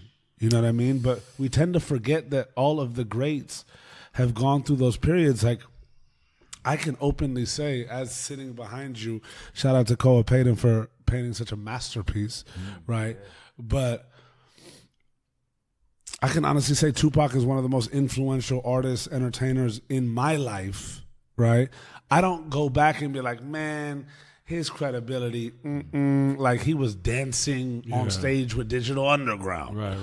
You know what I'm saying? Like, this motherfucker wrote poetry, and this dude was in art school. Like, I don't say that. Nor does anybody when he's considered, in my eyes, the greatest motherfucker ever. But open to everybody, your opinions matter, and I'll leave you to your own devices. But think about the brilliance. One of the greatest in the game. Nobody's going. And for a man that actually lived it to say, like, I had to do that to get to where I wanted to go. Where everybody's thinking they're doing that, but they're like, what? And then it comes again. What are they thinking about me? Right. Yeah. What is... You don't get to choose what people love you for. You know what I'm saying? You don't get to choose. It's just like people hit me up about old songs, man. Like, I'm like, that one? Really? That one? Yeah. And you put so much love into the new one. You're like, this is the shit. People are gonna flip out. This is gonna be viral. This is gonna be a hit. And people are like, yeah, that's cool. But that old one though, real. that one you did 3 years ago, I'm like, man, what the fuck? Yeah. You know what I'm saying? For real. And it is what it is. You can just appreciate it, man. Like, absolutely. Dude, my mom still has playlists with beats from when I was 16. And she calls me, she's like, man, I wish you did something like that. I'm like, are you serious? This unmixed. It's like, yo, mom, this Fruity Loop beat. This, right? yeah, this is like this unmixed 2-minute I gave it to you at 16. thing. I did it at 13. Like, I'm trying to record an orchestra and you tell me you don't like this or like that. Like, it's crazy, but mom, this has live horns on it. Yeah. Like, live horns. You don't know the instrument, the players that I got on this. This is a classic. Yeah. Just by association, this is a classic. She's like, no, go back to dude, that 13-year-old shit. People, people don't. It's so funny to me, especially when we talk about the creative process. If you look at some of the new like trap hits or urban stuff that's coming out, you know, production's so minimal. You know, like you have somebody like Metro Boomin cranking out these tracks, right? And you look at like Anderson .Paak or Frank Ocean's personnel listing where they got 140 people now. Yeah. Big name people. Big like, names. Crazy. Like arrangers. Shout out to Omas Keith being a part of it, just like thugging. Omas fucking, yeah. And he's that guy. Yeah. You know, like Omas is Omas, you're going to be summoned soon. Oh, bro. Know that. Bro, yeah. Trust me, he's a homie. You know, he's like. No, he's the ultra homie. Yeah. You know what I'm saying? Dude. I literally hit him and I was like, bro, like, because he's been watching all this happen, right? Oh, shit. Oh, bro, me and Omas go back. I met Omas during their Sarah days, bro. That's crazy. I met Omas when I was with you and I. That makes sense. At Raphael Sadiq Studio in NoHo. Wow. Whoa. I'm talking 09. Yeah. I was a fat Persian kid. Well, actually, I was like gordito-licious. Gordito. Right? No, but like, and it's funny because Omas and I, like, we never were really like super close, but it was always like very similar, abundant energy. Yeah. And now throughout this process, it's like, okay, boom, 1 degree of separation. Oh, you're here too. Oh, and we got really close. Yeah. And I was like, look, Omar, and we've always been talking about getting up. And I'm like, Omas, it's time. And you know him, bro. He's like, well, you got to summon me. Yeah. And I was like, and literally I'll text him and be like, this is your summons, my brother. Here we, you know what I'm saying? Omas, you're being summoned. Omas is like, he is like a character from Alice in Wonderland. I swear he to reminds God, me of like he the bunny with the clock or something. Yes. Where it's just like, he raised the Cheshire Cat. You bro. don't find him. He'll just be there. You know what I'm saying? He'll just like, real. there, oh, what's good? Hey, what's good, my brother? And it's like, and then it's like, and then you hang out for 2-3 hours. But then when you anticipate it happening, it's like impossible to get a hold of him. I'm like, what the fuck? Yo. Boy, and the funny thing is like no shade, man. I got so much love, you know, for him. And, Bro, but it's just one of those things where like people hit me up and they act like, you know, they're like, yo, man, could you hit up Omas for me and maybe I could come to the studio, this and that. I was like, bro, could you do that for me now? Like, I can't get a hold of him. Bro, could right he now. do that for him right now? Like, Lord knows. yeah, You know what I'm saying? Yeah, dude. Like he's got like. No, he's incredible though, bro. Like, see, this is the beauty. It's wild how small of a world this is, right? Tiny. And it just goes to show that nothing you can plan or strategize or, oh, I'm going to meet this person or, oh, I'm going to like, this person's going to like me happens, right? And I feel like the authentic ones, even whether you're found or you're lost still, right? But the authentic ones always find a way to one another. Like we say, good people propagate. But, you know, I really feel like there's a genuineness within people that's understood just as a human trait. You know what I mean? It's like sometimes the timing's not right. Sometimes it may be an artist that meets somebody of an Omas's caliber and be like, yo, we really need to work, bro. Like, I'm a superstar. You know what I'm saying? And maybe it doesn't happen then, but maybe a guy like that hears your music and says, yo, I really fuck with this kid. Or maybe it's a manager that introduces and it's like, damn, I met this kid 6 years ago and like, oh shit, you're dope. Right? But we can never control these things. And especially on looking at it like from an artist perspective, it's like so many artists that I've come across want to be on, right? Want to make it, want to touch the world with their music, you know what I'm saying? Want to just perform in front of 50,000 people and fucking all these things, which is great, right? But how many of them are working to prepare for that type of pressure? Yeah. Right? Because wanting something that's so unattainable is so like challenging to the mind, right? And so fruitful at the thought of what that could be. But it also comes down to what a lot of people just misunderstand, even being historians in the game, is that like these people that have done it and that have lasted have literally dedicated their fucking existence into the even shot at having the attempt of this. Like, have iterated themselves 50 billion times, have come across people that have shaped their lives, have come across people that have taken everything from their lives and like more without wanting it. They've just, this is what I feel about the difference between those that really are timeless, is that many want it, right? Whatever it is. But few are able to prepare for it, right? And B and C is few will ever be able to maintain it, right? Because they're unable to adapt to what it becomes. Yeah, it's such a broad, such a weird skill set. I mean, the skill set that you need to be an artist in the first place and then sustain it, like you said. Like one of the Kanye quotes that always stuck with me. I think we talked about it last time I was here. How he never considered himself being good at anything particular but learning. things. Extremely good learner. Yep. And I resonate with that because everything that I started sucked. Everything. I'm probably the worst producer I ever heard at one point. You know what I'm saying? Yeah. Today, like, people send me beats and they're like, hey, what do you think? I just started producing. I'm like, yo, this is amazing. When I started, it was just like complete unlistenable. That kid, if I would have met that kid, I would have probably told him, like, you should maybe do something else. Yeah. Which people told me. Yeah. And I was just like, nah, I want to do this. What do I need to do? You know what I'm saying? And then it becomes this thing where somebody's like, well, you got to do this. You got to have a better mix. You got to produce. You got to write better songs. And it was always just like getting to the next step. And then, you know, my toughest critics really became my allies because they were the ones who really promoted growth. Yeah. It was always and like pushed you to grow. Yeah, it was always like somebody crushing me by being like, man, all these beats are nice, but you ain't got no songs, homie. I'm like, wow. You need that. You need I'm that. wasting Very my important. fucking time. Oh, Yeah. Really important. But then, sure enough, like a year or two later, they're like, yo, man, could you help me write a song? Could you like do this?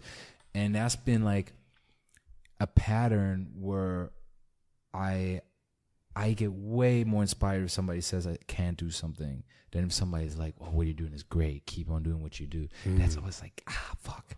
I don't know what to do with that. I can't. What does that mean? You're like, can you tell me more, dog? Like, can you? Are you leveling with me? Yeah, you know, and yeah, like the yes men that you were saying, and it's not, you know, it's not a bad thing. I know people, you know, they're always trying to give praise, and you know, I really appreciate it. But when it comes to what I take and how I improve, it's always been just, you know, really bringing me down to earth and being like, yo, this is how you suck. You know, my bad. This no is, worries.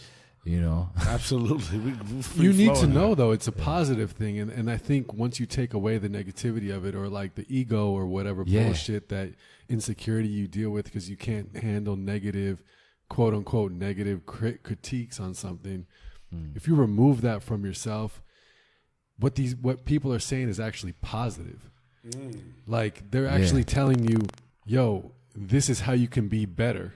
Yeah. It's goddamn right. Yeah, absolutely. That is what it is. It's a fine line, man, because in order to, on the flip side, having a tough skin also means sometimes to not give a fuck what people say. You know what I'm saying?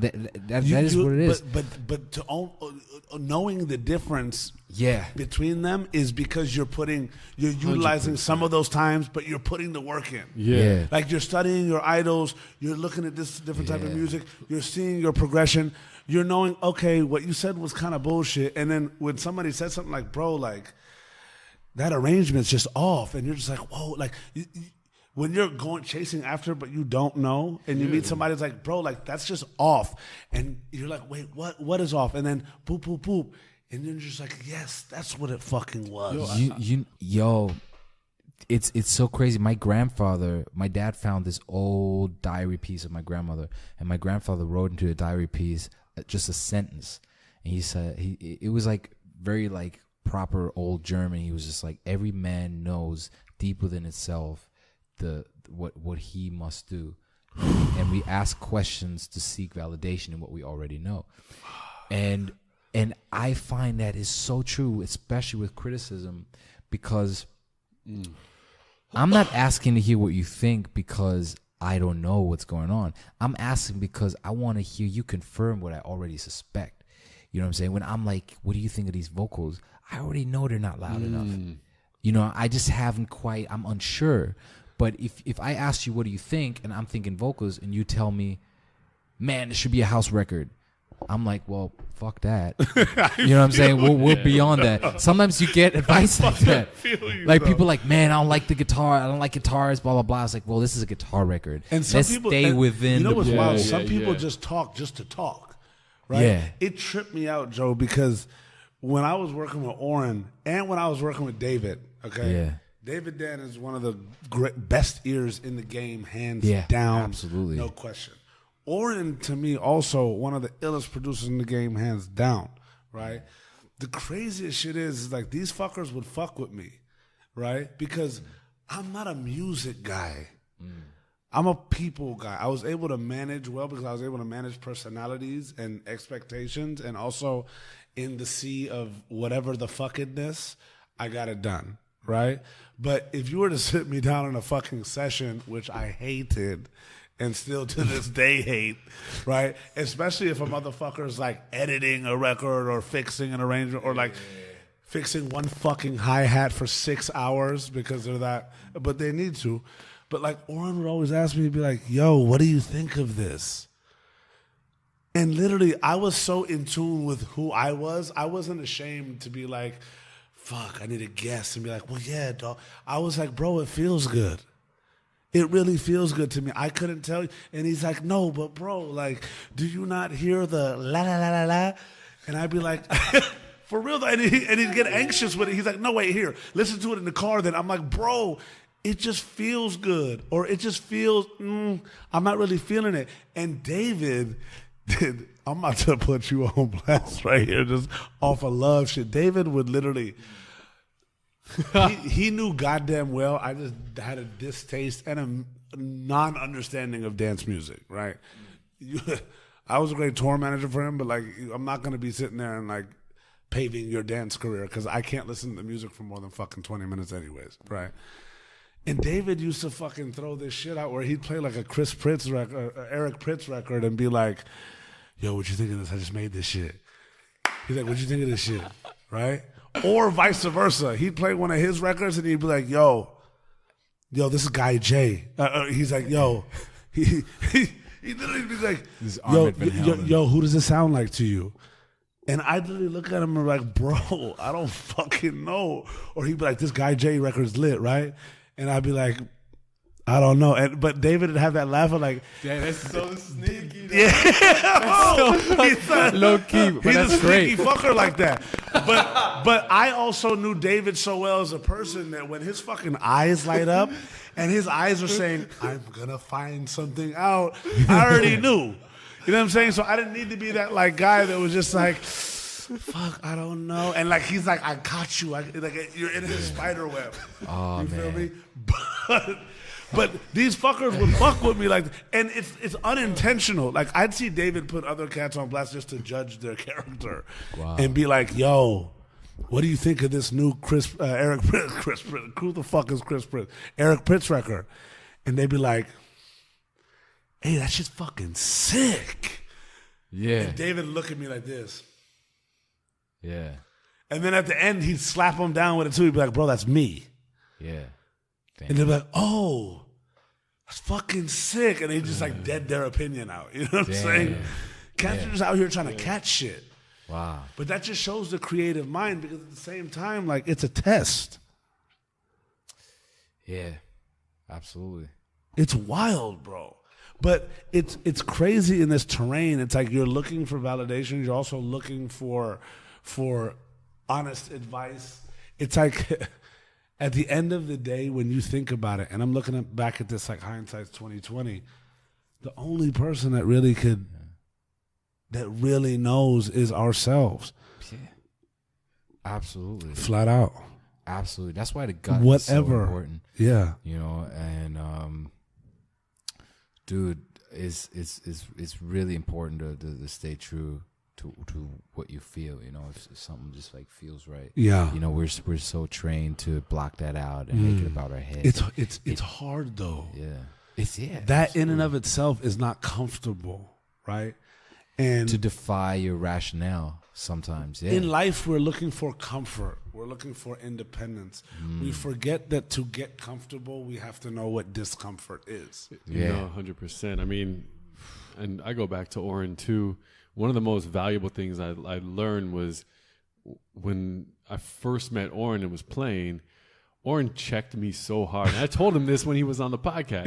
Yeah, like he is the type that will uninhibitedly just check the fuck. Like, bro, what?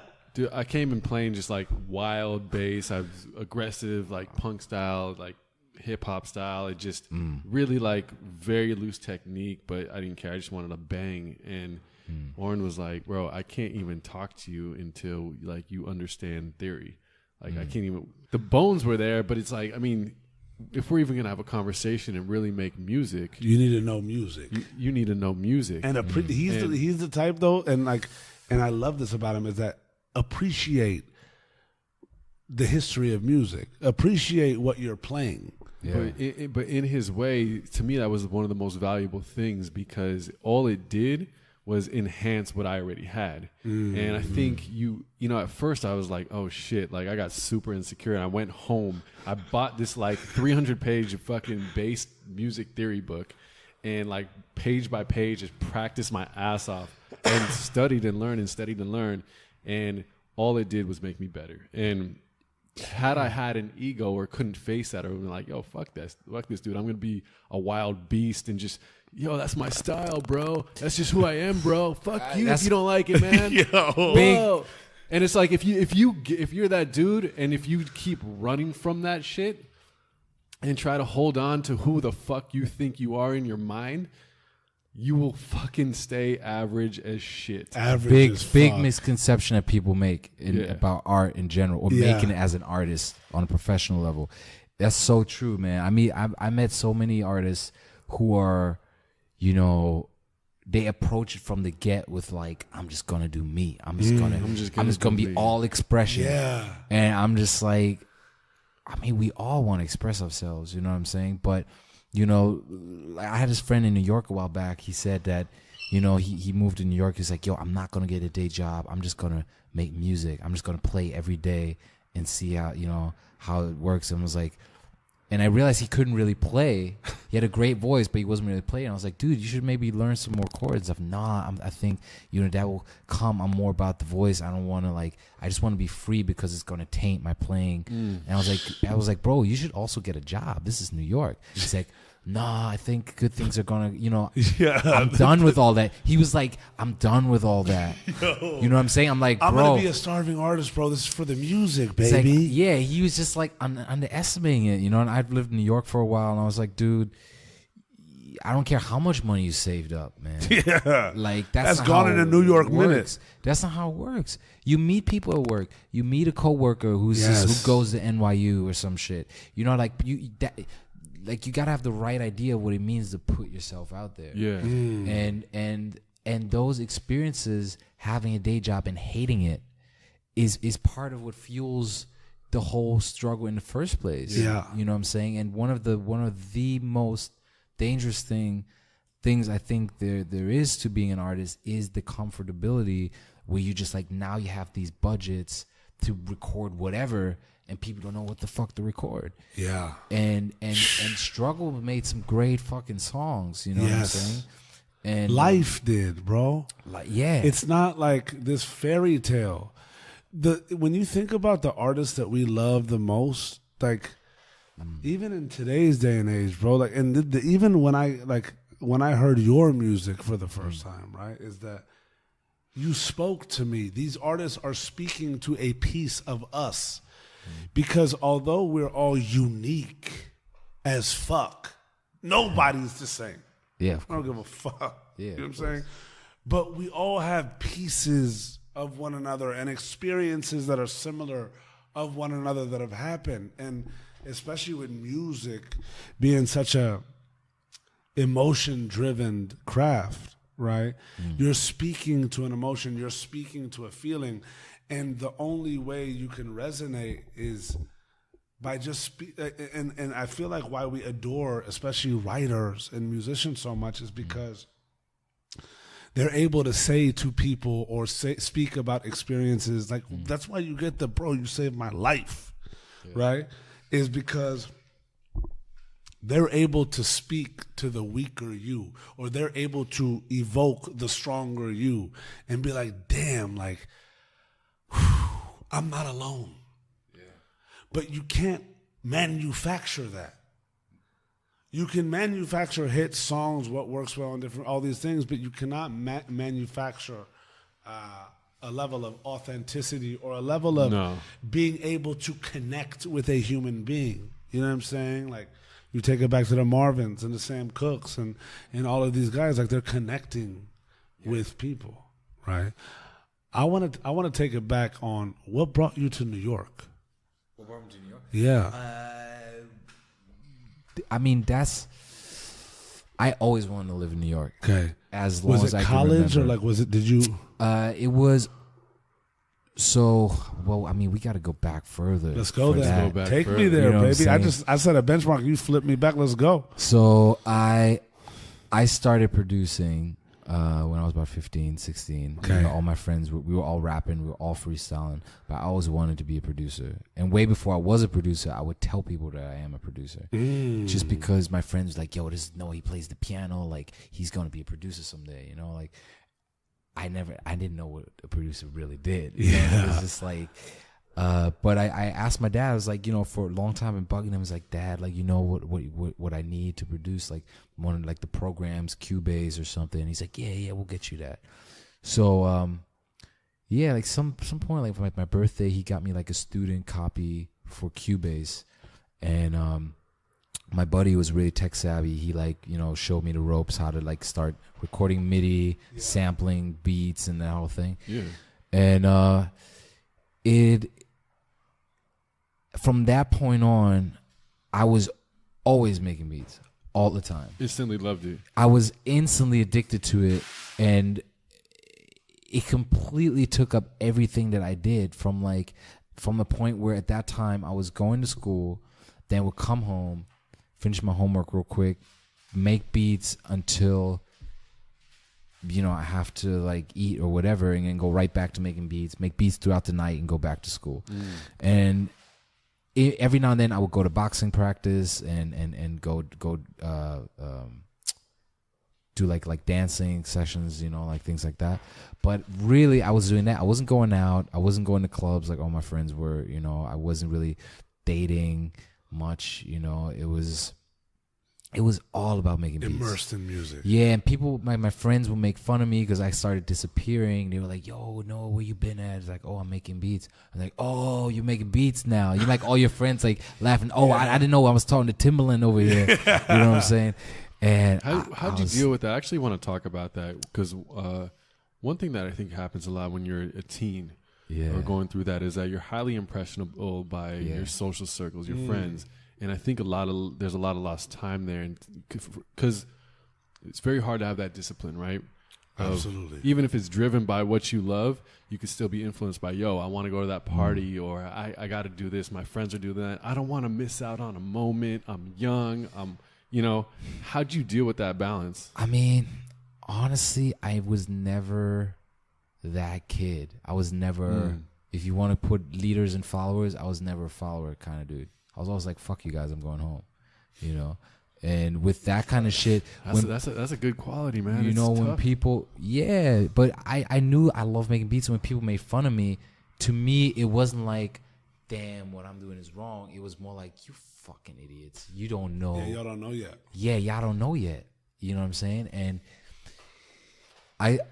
and it sucked at first. Like I said, I had like, you know, like stock sounds and stock kits where you have like 8 drum sounds, and just trying to make beats. Like, how do you make music sound good? So at first I started playing classical melodies and making beat, and it just sounded all cheesy and weird. And then you got 808 kits, which are super hard to super easy to come by, but then everything sounded like a trap beat, and everything was like orchestral, like brassy and fucking, you know, just weird. And my musical taste was way more refined. I loved this guy Nujabes. I don't know if you guys know who that is. Amazing Japanese, like hip hop, jazz. Really? Yeah, he changed my life. Wow. He was my J Dilla. You know what I'm saying? What's the name again? I'm sorry. Nujabes. Nujabes. Guys out there, write that down. If you don't know who that is, amazing artist. Nujabes. Yeah, and I always thought that he played it. He was just an amazing producer. But right around that age, it was around 15, 16, I realized they're stealing their drums. They're sampling their drums, which hadn't occurred to me. And once I did that and I realized what audio was, I was like, fuck.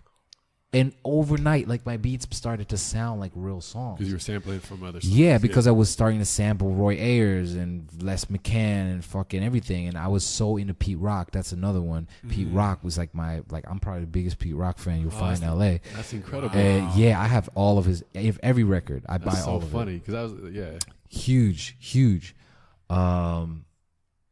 And just the sample culture and everything, it was still very raw. I still didn't know how to mix. I was using Cubase like an MPC, basically. Like drag and drop, but playing like over it, very jazzy kind of stuff. And I wanted more though. I didn't want it to be just that guy, you know? So I started just experimenting with more poppier melodies or catchy. I always like catchy things. And during that time, my buddy, this is all leading up to why I got to the U.S. It's beautiful. During this time, we hit a gap and you brought it right back. Yeah, I was also dancing, right? So you were dancing, boxing, and producing. Yeah, that was all I did recreationally, like outside of school. And this is the wild thing for me is these are all crafts where to be really fucking good, you have to dedicate. Yeah. Like that's why I dropped boxing. A motherfucker doesn't have time to be in the gym, to be in the studio dancing, and then to be in the studio. Yeah. I mean, they kind of phased each other out. It was kind of like my dancing I was doing that from when I was about 10. I got really into b-boying till I was about like 19. But I stopped going consistently when I was about 14, 15 because I started producing more. And then I started boxing when I was 15. And then it became more that. But I would still check in with my dancer buddies, you know. And we would still go to auditions and that whole thing. And my best friend, Charles Crisanto, back in Berlin, he childhood like my dog from when I was 9 years old. You know, like my brother, Filipino kid that lived across the street. And he had a flyer stuck to his shoe. He was riding a bus one day, and a flyer was stuck to his shoe that said, "Looking for dancers for a feature film." And he came to my house and was like, "Listen, man, they're looking for dancers. This is a real movie. I feel like we got to be in it." Like, and he's way more. He's got a little bit more confidence than me. He's like, "Yo, we're good looking cats. Like this, they want us. Like you know Yo, for real. Like you the good friend looking. You want when you're doubting and shit." Yeah, and I was like, "Dude, they're not gonna want us in a movie." You know what I'm saying? And he's like, "Nah, dude, you like the best pop locker that I know. Like you good looking.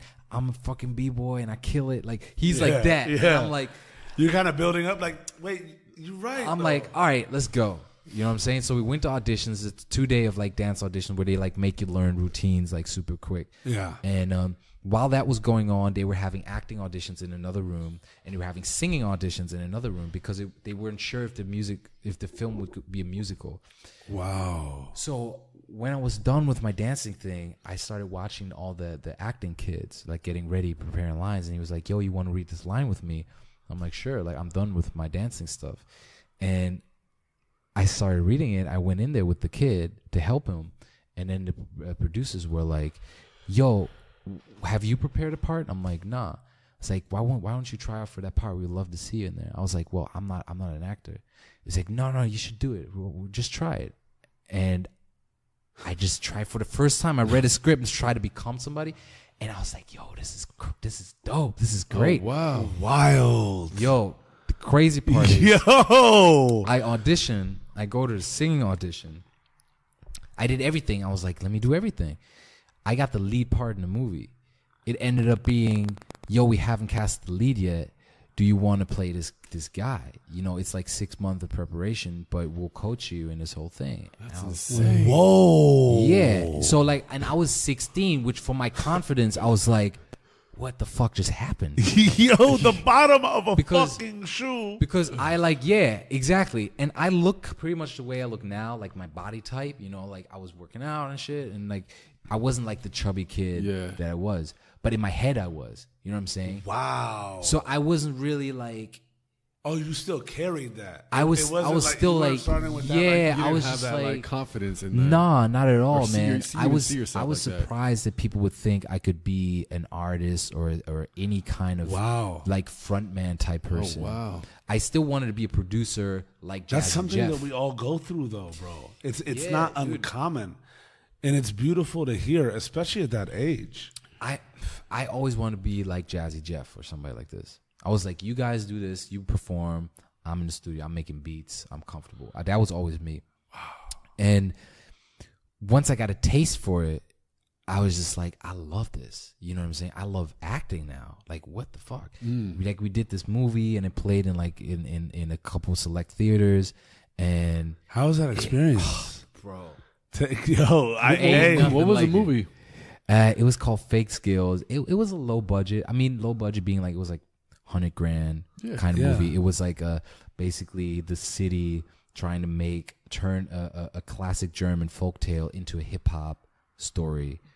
And he had the step up of was it step up? It was like that. So it was about me. I'm this like this poet. It was like 8 Mile. I was like this rapper, but nobody knew how good I was, and I was obsessed with this girl, and she was really into rap, but I couldn't tell her. And then this guy steals my lyrics, and she falls in love with him. Oh, and it was like that whole thing. Oh, it was so funny. It was so funny, man. And I mean, that was crazy because now I'm like I became like a little bit like a local hero. You know what I'm saying? Because it wasn't big, but like little kids, like they would be like, "Hey, aren't you that guy from that movie?" And you know. It was like how you were 16, 17? By the time it came out, I was 17, late 17. I mean, that's huge for what just happened. Did you start seeing yourself a little more? I still want to be a producer. I was still like, this was cool, but I'm going to be a music producer. And what happened was that these people were putting on an actual musical. It was like an inner city musical, kind of similar story. They took a German thing, Wilhelm Tell. It's a Swiss folktale, and they turned it into a hip hop musical. So all the choreographies were b-boys and jazz dancers, and all the songs were raps and that whole thing. That's incredible, though. Yeah, and it was like it was like the German hood kind of putting like for the kids like ages 8 to 24. Kids are getting in trouble. We were all putting on this musical together, and they saw the movie, and their lead was always this pretty boy mix guy. And when they saw the movie, they were like, "Hey, man, our lead is leaving, and he's actually an asshole.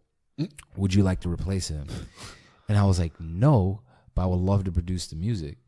And they were like, "All right, cool, whatever you want to do." Why no, though? I just didn't. Honestly, I was afraid of the workload.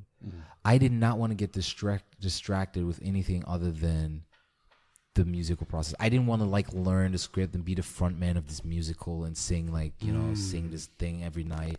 And, I also started dating one of the backup singers, and I was just like, I want to help become more like a musical director, produce some of the production. And that was the first time when I was 17 that somebody paid me to produce. It was $100 per track, 100 euros. And that was just like, Mama, we made it. I feel you. I was like, feel you, bro. I'm getting paid. I respect that for real. I get like 100. Like now, if somebody asks me, like, "Yo, you want to produce my song for $100?" I'll be like, "Get the fuck out of here! Like, please leave right now." But at the time, I was like, "Yo, this is it."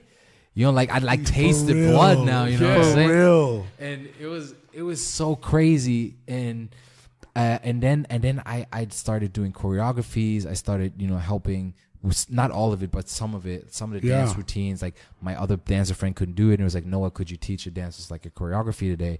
So I started doing that and kind of getting involved into the musical where it became like a family.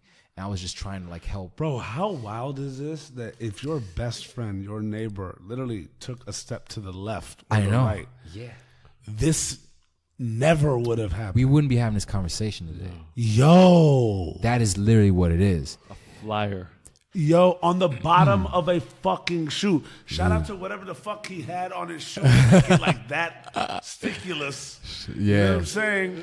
Dude.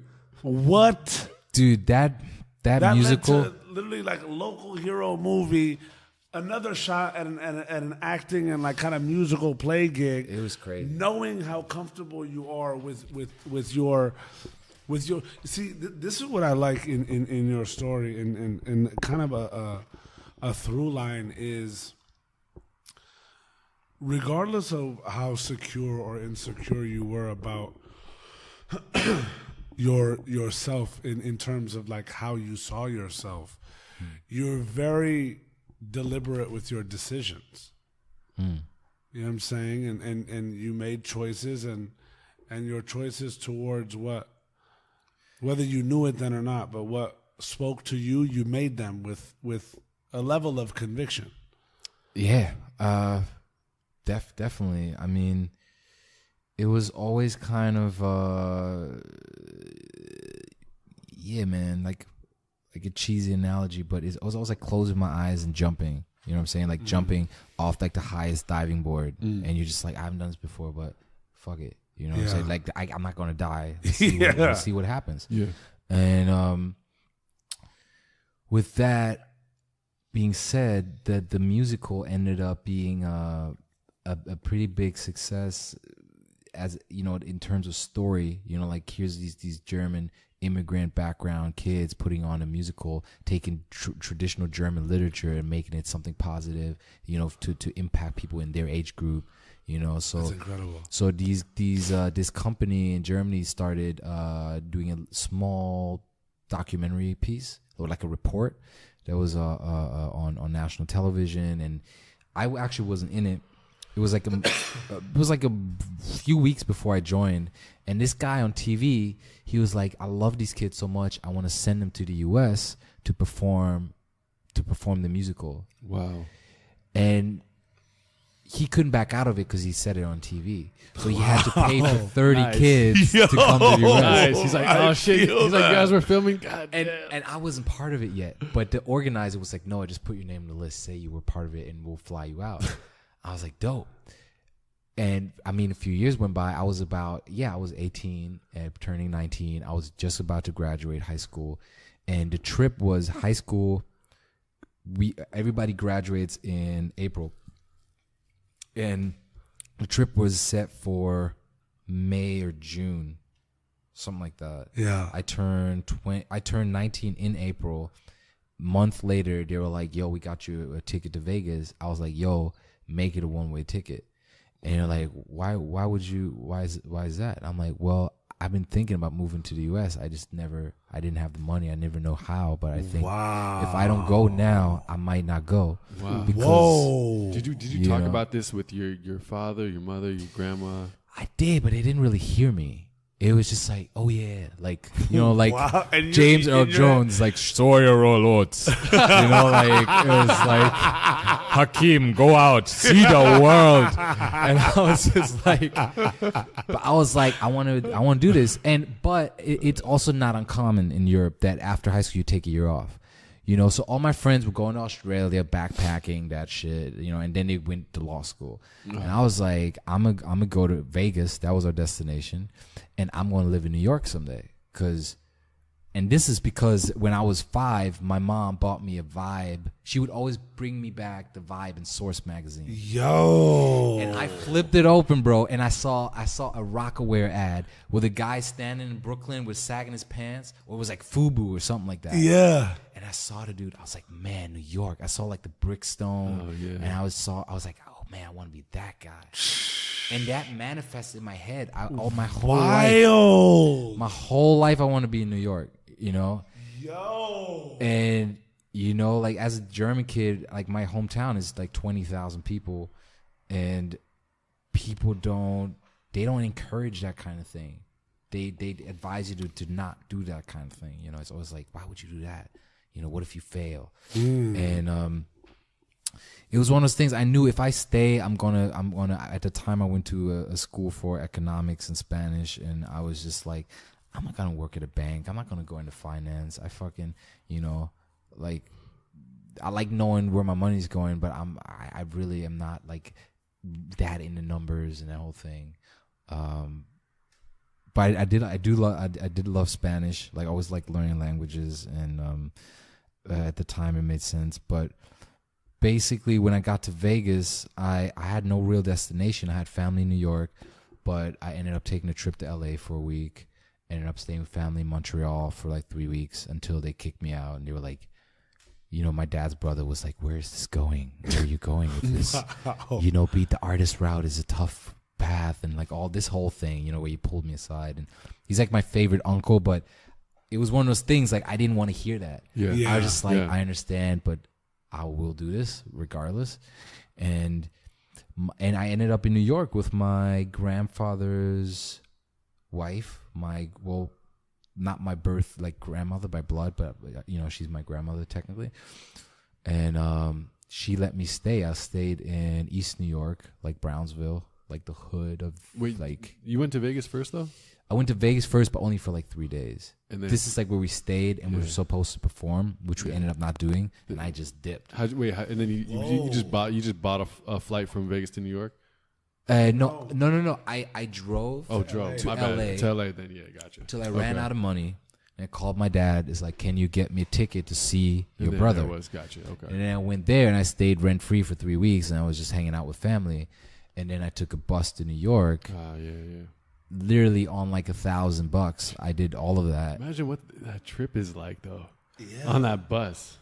As like 18, 19-year-old kid, like going. Your wheels are turning. You're like, I'm here and you're now, just ready. Like, I just didn't know. And to me, 1,000 euros was a lot of money. It is a lot of money, but I had no idea that would only last me 3 weeks. You know what I'm saying? Well, New York, like you walk out, it's like $20 just to step out the door. Then you like you like hit the button to walk across the street. That's another $20. For real. Then, like it's like everything costs $20 in New York.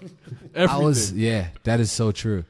But I was naive, man. I bought clothes, you know what I'm saying? I was just like being 19. You literally went to Jacob with your first advance. I was like, you're like, oh wait, this is supposed to last me 3 years? I'm treating myself today. Like just being like, it was so funny, man. But you over there just like, I'll get this. It's so funny. I didn't realize where I was. I was such a tourist in Brooklyn that although most of my family actually, in terms of numbers, is in Brooklyn. What part of Brooklyn? Well, East New York, and then Flatbush, Bed-Stuy, and mostly Flatbush. Like all my Caribbean family is out there, and Crown Heights, some of them. But my family that I'm really close with was in East New York, and I didn't realize how much of the hood that was. You know what I'm saying? Like I had no, like my geographical like sense for New York wasn't developed yet. So I was just like, it's Brooklyn. You know what I'm saying? But once I got there at night, and the next day I started walking around, I was like, what the fuck? Everybody's wearing red. There's just like a corner store, all brickstone, you know, like projects right across the street. I'm just like, and I talked to a friend, and I was like, yo, dude, where do I live? And he's like, bro, you're deep. You know, you're in the last stop on the 3 train. You know what I'm saying? That takes like an hour and a half from the city. Oh, wow. Like, and once he said it, I started hearing gunshots at night, and I didn't notice before. But I heard gunshots, people like fighting late at night, you know, talking shit, you know, like just me getting a sandwich at the corner store, somebody runs in and being like, yo, man, dude just got hit. Like, come on. And there are people running out. I'm like, fuck, what is happening? Whoa. You know what I'm saying? Yo. And this is like I'm full on like button up, fedora. I'm like right when the term hipster became a thing, that was me. You know what I'm saying? Like, in the hood. Brownsville, dog. Like Mike Tyson, like Brownsville. Like literally, like Miller and Hedgeman, like by Van Sicklin is just that place will probably never be gentrified. You know, like you're like, we're good up until that point. No, we're not. No, we're cool. It can stay like that. It was so funny. What was that like for you though? Did you feel uncomfortable? No, I did not. I was just. Were you getting looked at like crazy? I mean, I'm gonna give myself credit right now and say I give you all the credit you want. I just got out the German boxing camp. Yeah. So I was also like, you know, it's kind of an aura. You know what I'm saying? When you're right. When you're in the hood or you're in the projects, it's not like people are worse people or bad. You know what I'm saying? Respect. It's just like Yeah. it's just like a bit more. You know, it's rough. You know what I'm saying? But there's people, if they know that you live there, they're not gonna fuck with you. They know you don't have any money. Yeah. Like nobody's gonna rob their neighbor. You know, so True. people at some point they're like, all right, there go that light skinned dude, but they left me alone. At some point, you see the dudes. There's like 4 of them on the corner, dressed in all red. But after a few months, you start giving the dude a fist bump. You're like, oh, it's good, you know. And then you just become incorporated into that little microcosm. There's an aura of familiarity too. Because they're also at first they're cautious of who you are. Yeah. Because you're coming to their spot. Let's not forget that. Yeah. But after a while, they were more intrigued by the fact that I'm leaving the house with a guitar every day. So they were like, "Yo, you a musician, dog? Like you play?" And I'm like, "Yeah, I play." And that like blew their minds. Wow. You know, so they were more just like, "Yo, what is this guy doing?" You know, they weren't like, "Fuck this dude." They were just like trying to understand what I was doing. Absolutely. And you know, it was interesting. I mean, I dated a Dominican girl from Harlem, so I would commute like 3 hours to see her. Wow. And man, New York was crazy, dude. I was selling comedy tickets. I was just like on Times Square pitching people like, "Hey, you want to see a comedy show? Want to see a comedy show? Check out a comedy show. Check out a comedy show." Yeah. I was that guy. Yo. Oh, yeah. I just wasn't old and creepy, but I was still that guy. Yeah. There's like 50 of that guy too. Really? I mean, yeah, dude. It's a hard sale. It's not like just he's that one guy. No, he's Wow. among the. I might guys. as well been Among the that guy. bro. I might as well been Spider-Man on Hollywood Boulevard. You know what I'm saying? Yeah, bro. That's that Right. was the equivalent Yeah. in New York. You know what I'm saying? Or like fucking Transformer or some shit. And hitting up tours. That's amazing. but that was another side of me because I was always obsessed with stand-up. Yeah. So when I was walking through New York and my eyes were just lit up, I'm like, wow, I'm in New York. This is my dream. I got no money, but this is my dream. And a guy stopped me in my tracks, was like, yo, you want to see a comedy show? I was like, yeah. And he looks at me, he's like, actually, you want a job? I'm like, yeah. Yo. How did you, like, yeah. Really? Yeah, dude. I had a job like this when I was in New York. Did you really? That's how I know about it. No one knows this, but it was so. It's a community. It's an underground community. I'm straight up like say that. It was like I needed a job. I needed to make some money on the side, and actually not on the side. I just needed to make money. It felt like it was on the side. In the front, you needed to make a lot. Yeah.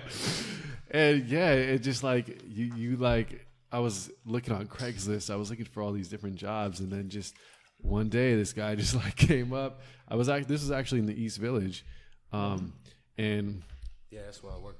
yeah, Yeah. and it was pretty much the same thing. He's like, look, it wasn't for a comedy show. It was for like a nightclub. But he's like, here's a stack. They give you a stack of tickets that have numbers on them. Same gig, yeah. Yeah, they have numbers on them. You give them to as much people. If those people attend, you get a cut. Because it's like almost like a promoter kind of style thing. Yeah.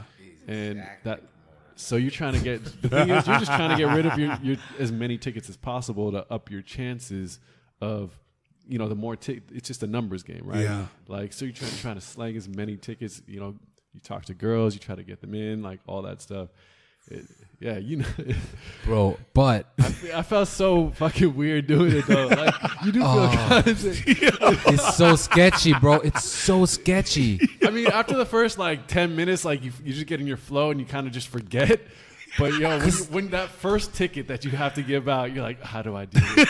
It's so awkward. Like, you go up to the person, they don't want anything to do with you.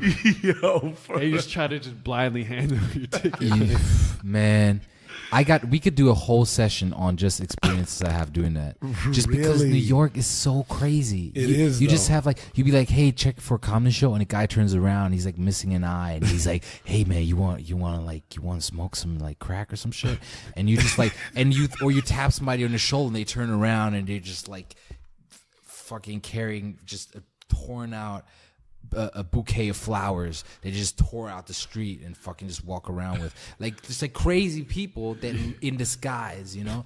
And Wild. just like crazy. But as a 19-year-old, you meet people so quick when you're new in a town. So I met so many people, so many girls, like, oh my God. Like I would get like 4 numbers a night. You know what I'm saying? So for me, I wasn't paying rent at my family's house. So I was just like wasting my life away. And then my mom was like, you know, you should go to college. You should go to college. And I'm like, I don't want to go to college. She's like, no, that's weird. You don't understand. To Europeans, that's fine. But to Americans, you're an outcast if you haven't gone to college. You know? How long was this was like honeymoon period in New York? 2 months, a month or two. I felt uncomfortability, but at the same time, it was intriguing because like it was like the acting thing. It was like, I've never done this, but let's explore this deeper. And I met what was my girlfriend to be the first day on the job, and my life would have been completely different hadn't I met her, because I became so madly obsessed with her, like way beyond anything like that I would call love now. It was like a different kind of. What was it about that? I was just like, you know, I mean, if we get real for a second, let's go. Even in Germany, I didn't hook up with that many girls. It was just like one of those things where, you know, I've had sex, but I was like awkward in high school, so it wasn't like that experience you think it would be, you know what I'm saying? So, but with her, this fine Dominican girl, salsa dancer, and sophisticated. She was a paralegal becoming a lawyer. Wow. And yeah, man, she looked kind of like Zoe Saldana, but like in a suit, you know. And she was just wild, man. I was just like, I became just so about being around her, taking her on dates, like, you know, just to having sex with her and that whole thing, where it was just literally my naive self completely giving her everything, to a point where I even proposed to her. Wow. And within like months of dating this girl, until I found out that she's got 2 other boyfriends. Whoa. You know what I'm saying? Wait, you proposed? Yeah. You proposed to her? Yeah. You got a ring and everything? I did not get a ring. I feel you. It was more just like one of those that's like young in love. Like, I really want to marry you. Let's get married. And she's like, yeah, let's do it. And I'm like, wow, this is real love. You know what I'm saying? Like, she would go to Dominican Republic. We would Skype for 7 hours. Like that whole shit. And she had 2 other dudes. She had 2 other dudes. And the guy hit me up on Facebook, was like, yo, who's that girl in your profile pic? And I'm like, that's my girlfriend. He said, oh, yo, I think she's my girlfriend too. I'm like, oh, fuck you, blah, blah, blah. And this whole thing unraveled. Did he hit you up? Was it like in a way of, he was like, hey. He was trying to know because he already had caught on to her. He was a little older. Wow. He wasn't coming at you like, yo, what no, the fuck? No, he was not like, at all. yo, I really think. His search began. Yeah. Before he even knew what the fuck and then was we going together found another dude. And then Wait, so were you like amicable with the guy too? Yeah. Like, so we hung out. Oh, so you guys were like, oh, shit. Y'all were over there to catch a predator. Yeah, we exposed her. It was weird. It was cheaters. It was weird, but the thing is, he was without the rando dude. I forget his like fucking cheaters bitch ass means name. like catfish. And Kathleen, what are you gonna say to him when you bust it? How does that feel for you? Oh man. Whoa. Wait, so what the fuck? Dude, I've never had a feeling. That's a rude awakening. Till then or since then, where your entire blissful existence gets completely shattered. Where I'm burping, I'm not crying. You never know.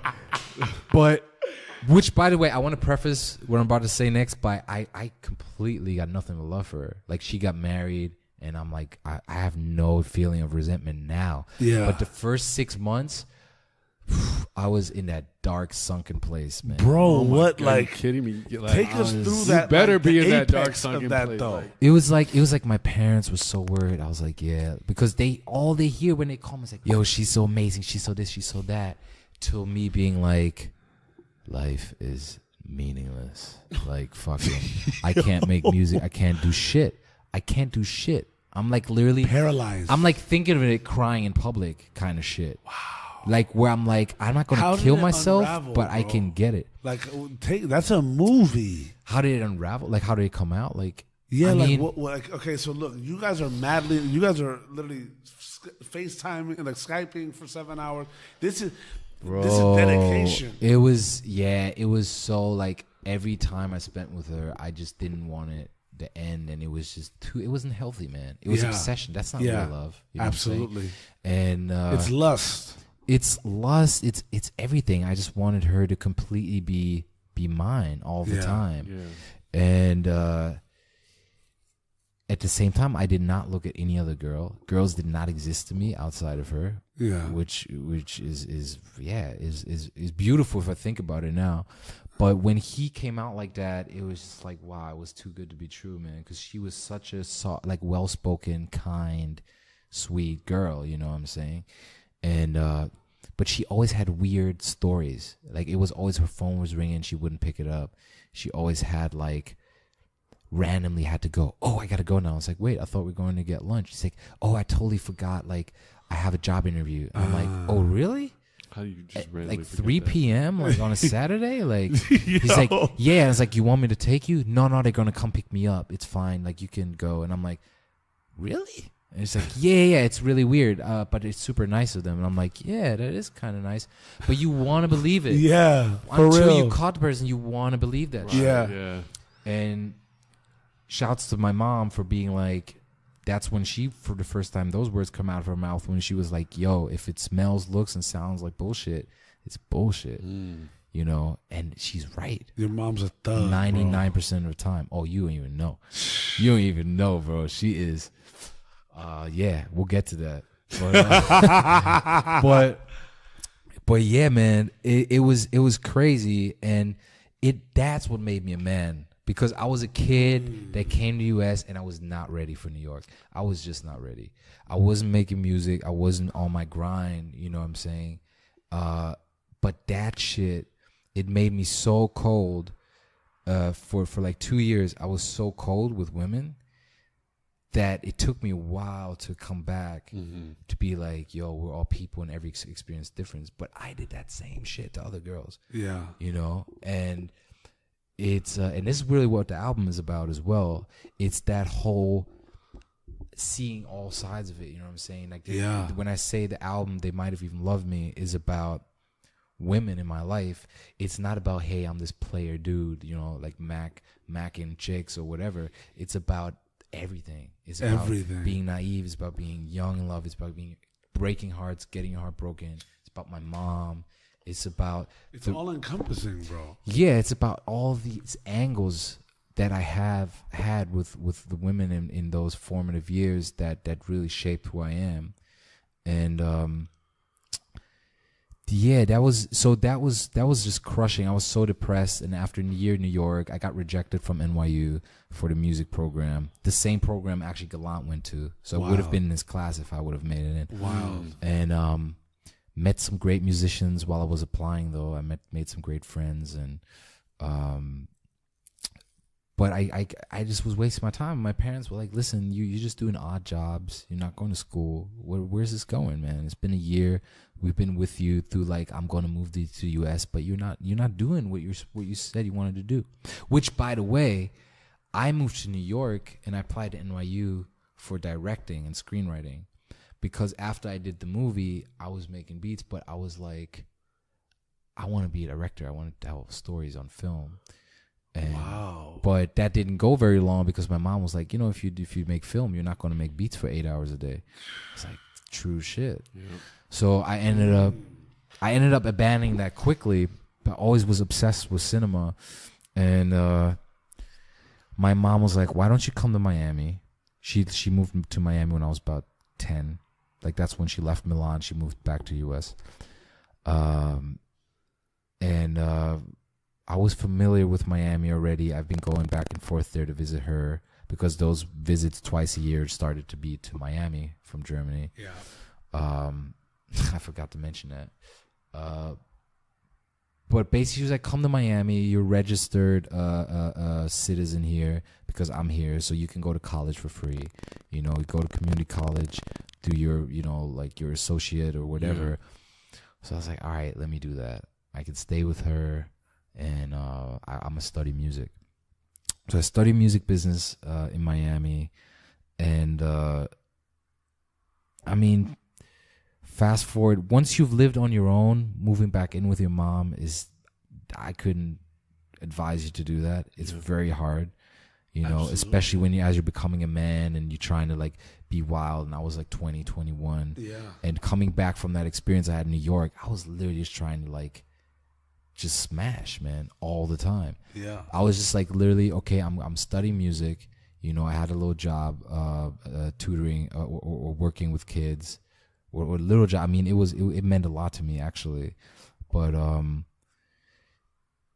it was just like, yeah, I was working with the kids. It was like a program like in the hood in Miami, where I was doing like after school work with them, doing their homework, arts for learning, that kind of thing. I love working with kids. I always have that actually. Had to be super gratifying. Just to kinda... Dude, it's amazing. Especially, did y'all see Moonlight? No. Oh my god. Really want to see it. Can't even with y'all. Really. Like fuck us. oh my god. I agree with him. Too. Yeah. Best movie of like the last. I mean, really, it's one of the all-time favorites. Yeah. That shit is like Casablanca, bro.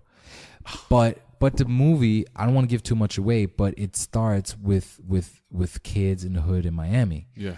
And it's so well shot, and it deals with issues that I was having on a daily basis with these kids. Wow. And like kids whose parents are serious drug addicts, drug dealers, thugs, real hardened thugs, in and out of jail.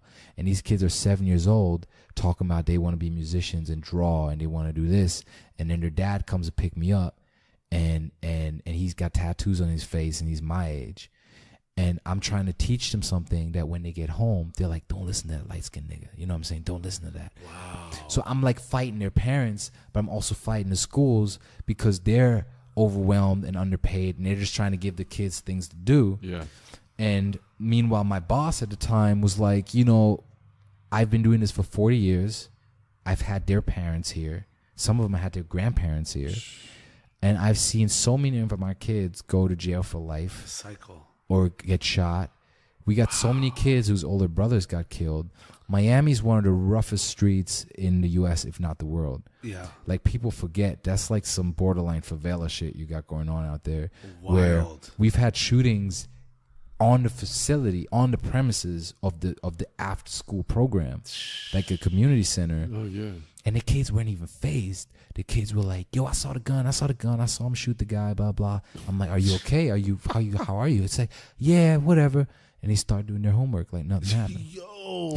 And I'm just like, wow, I'm fucking blessed. Like, I'm going through shit, but I'm blessed. Like, wow, like coming from suburban Germany where I thought I was being hard. You know what I'm saying? Yeah. And to see these kids, like their vernacular and their whole, it was crazy to me. And I always wanted to do something with that. I still do. Like, my long-term plan is to start a school, something like Jake and I have been discussing and things like that, you know, where I want to, outside of the music, you know what I'm saying? Like, thinking bigger than that.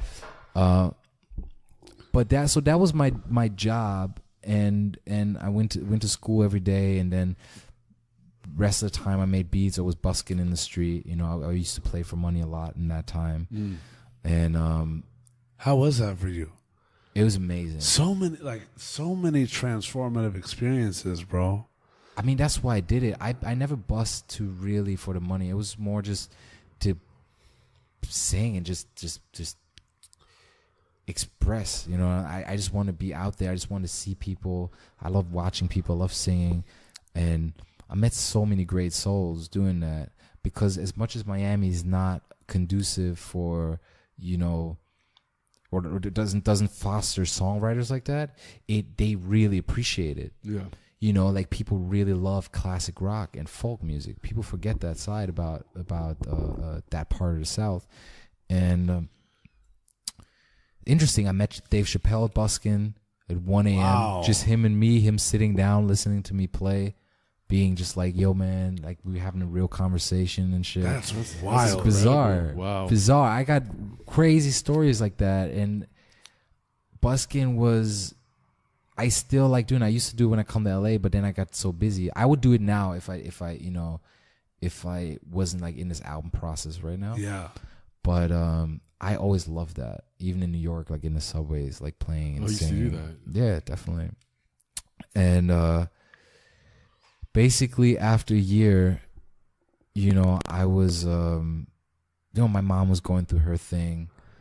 You know, part of my mom's life story, which I should also like mention. It's hard to say this like in passing, but my mom, when I was 14, remarried and had another child. Oh, wow. And my baby brother, who's turned 10 in January. Wow. And man, I mean, his dad is not is just not easy, to say the least. And they had a very huge falling out to a point, like they've been in and out of court for about 8 years now. Wow. And man, it got so crazy. My mom, when I was 15, you know, he was emotionally abusive. Like, he never hit her, but he was emotionally very abusive. And she came to Germany for my birthday. She always came to see me on my birthday. So I was about 16.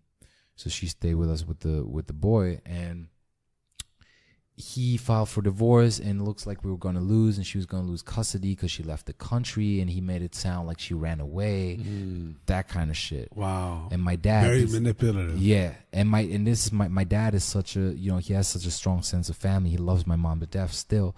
And he was just like, all right, how do we approach this? Wow. You know? And now we had this 2-year-old in our house. My dad starts to like treat him like his kid. And so we were just like, yo, what if we just don't go back to the U.S.? And that was the first time talks came up about fleeing to Costa Rica, which is what we ended up doing. And what in my dad, the fuck? Bro, it is so crazy. It is so fucking crazy. But my dad drove them. Yeah. Long story short, her and the kid fled to Costa Rica and lived there for 3 years. Wow. And I stayed there part of the time with them, and I would sometimes get an excuse from school to be with them, and I guess only a few teachers knew why I was gone, and it was it was so crazy, but it was paradise, because she had a new name, she had a fake identity. And she was like the single mom in the town, where the town loved her. My mom speaks really good Spanish and Italian. And it was so tropical. My dad was doing really well. He paid for her house there. He got her a car. And she was just living. She was making jewelry. She was giving people readings. Like, she's an astrologer, giving people readings and stuff. And the kid was going to kindergarten there, and nobody really asked where she was from. It was just like, it was a town for like escaped Westerners. Everybody was like this hippie, and they all had a story they didn't talk about. Some people. Wow, that's a trip. It was weird, and we didn't notice till we were there that so many people were American, British, and spoke English, and they all were just not. They were nice, but there was something in their past why they were there. Isn't there a place in Costa Rica that's like called Germantown? I don't know. I think there's like a big German community actually in Costa Rica. I mean, there is all over South America for sure. But yo, wow, that time was so crazy. When I was there, it was like Costa Rica still has untouched rainforest, and they got rid of their militaries, put all their money in education and medicine. So Costa Rica is a extremely beautiful place in all of its, in many facets, you know. And I mean, meanwhile, his dad was going insane naturally. Yeah. He's like, I don't know where my kid is now. You know what I'm saying? So he went from the boy who cried wolf to being like, fuck, I really don't know where my kid is now. Yeah. So it got to a point where the FBI got involved. Interpol had her on the most wanted list. She was like on the front page of Interpol. Holy shit. And I'm just in high school in Germany, and people always like, hey, Noah, how's it going? I'm like, I'm just like, I'm making music. You're I'm dancing. Dealing with this throughout that? Yeah. It was just like, bizarre. And like my friend is like, yo, where's your mom? And like I told like 2 of my friends, like Chris, my b-boy homie, like I told him, like, but not a lot of people knew. And rightfully so. Yeah, it was some real stealth shit where I found out later that they were like low key, like they were like it was literally like a movie. Like we would look outside, I would look outside my house and there would be a car park with a dude inside for days. Oh wow. You know what I'm saying? And how it ended unfortunately was that the FBI followed us and took pictures. They tracked our plane, our flight history, and they found her. And they bribed Costa Rican government officials, and overnight they just arrested her, took the baby from her, put her in a holding, kind of like a Costa Rican women's jail where you have laundry and that kind of thing, but they take your papers so you can't go anywhere. Wow. And they were just figuring out for half a year what happens to her. And she basically, we didn't know where the kid was. My grandfather called me in the middle of the night. He's like, Noah, I don't know how to say this, but your mom got arrested last night. We don't know where the baby is, but probably his dad took him.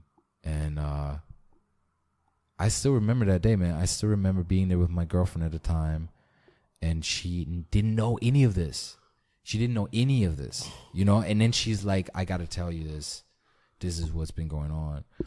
And it was too much for her head to process. I mean, I broke up with her shortly after that. But it was crazy because she got deported, and the day she steps off the plane, she's greeted by FBI agents, and they take her straight to American jail, you know. And then she was prosecuted for kidnapping, and then she did about a year in county jail in Miami. Oh my God. Which, dude, for my mom, if you guys knew my mom, I wish she could have been here tonight, but you'll meet her. She's still around. Yeah. Visiting. Highly intellectual. Like she's written books on the real estate, started a real estate career. She's currently a book publisher and book editor. Wow. You know, like she was high school, like she was a child prodigy. She was one of the first really? kids. Yeah, she was one of the first kids in America in the 70s. They were sending kids to college out of middle school. So she was offered to take college classes when she was about 12. Holy shit. Like spelling bee champion. The same girl that had to run away. Yeah, same girl. Because she was always a victim of her beauty. Always. Her whole life. And she's the kind of person like an Obama, like she could have been a Supreme Court judge, you know what I'm saying? But coming from an abusive household, you know, she was just, I just want to get the fuck out of here. I don't want to finish school. Yeah. And she just rebelled so hard from having to get good grades and that whole thing. She completely bounced back the other way. Wow. And, you know, from her getting arrested in Costa Rica and doing jail time, now I'm taking time out of high school to visit her in prison. You know what I'm saying? Where I tell my teachers, like, listen, there's no nice way to say it, but my mom needs to see somebody when she gets out. I got to be there, you know. And how was that for you? Like all of of this. It was just bizarre because that had to be the fucking Twilight Zone, and bro. how old were you right here? I was 18. All right, so you're... This is before I moved to the U.S. Yeah. Right before. Holy shit. So when I moved to the U.S., she was on house arrest when I lived in New York. See, that's a crazier dynamic to go to the U.S. with that looming and that huge part of it. For fucking real, bro. Like, it was bizarre. It's not like, oh, let's go. It's not like the blank, you know, blank canvas. You're going there and there's this huge weight there. Absolutely. There's a tornado that passed through and there's like perpetual fog there, bro. It was, it's just, you know, just gloom. Yeah, and that was the whole thing. So she was like my whole time. You know, I'm saying I go to New York and I go to Miami. I also went to Miami to just be with her, you know, because she was starting her life over. Yeah. And she was in and out of court, you know what I'm saying, like trying to make, you know, start a new business, and which there's nobody like my mom to start a new business. Like she'll start something today and paying her rent with it in 2 months. She has done this many times throughout my life, you know? Yeah. And so I was helping her a little bit with that. She started a local ad paper selling advertising, and I was like delivering it while I'm tutoring the kids and that whole thing. And but eventually, man, if you live like in a 1-bedroom with your mom and her new boyfriend, you're gonna clash, you know what I'm saying? Yeah, 100%. Especially at that age. And with that dynamic, like I'm 21. Yeah, man. I'm trying to I'm trying to be out of school. I got no money. Meanwhile, you know, I got to do chores. I got to do all these things, and then because you're back at the home. Yeah, and then we're having like, you know, I'm being patronized, and then we're having a whole discussion, the whole like, where were you at when I was a kid, that kind of thing, which is like really shitty because, like we said, like my mom was also a child when she had me, right? And God, you know, God bless her soul. Like I love her to death. You know what I'm saying? Yeah. And she's been through so much. And after a while, like in Miami, I was just fed up with that town. I was like, there's nothing here for me, man. Like, this is not the kind of music I want to make. I was into MGMT, and Frank Ocean dropped his record, and I was just like, I'm not like the party fucking TJ Khaled, like it fist doesn't pump. feel like home. Yeah, it didn't feel like home, and people were always bullshitting. People would be late. I was trying to do everything I can to be in music, and I was playing piano at a jazz bar. You know what I'm saying? I was busking. I was not sure what I would do, but I always try to do something. You were putting yourself out there. Yeah, exactly. I was like going to meet with DJs to watch the mix, and then I was working on my little record, which was like just instrumental music, but it meant a lot to me at the time. And the funny thing is that my mom, through this whole time, she's watching me busk every night and then make beats. And he's like, son, why aren't you playing guitar in your music? I'm like, oh, that's not me. He's like, why don't you sing?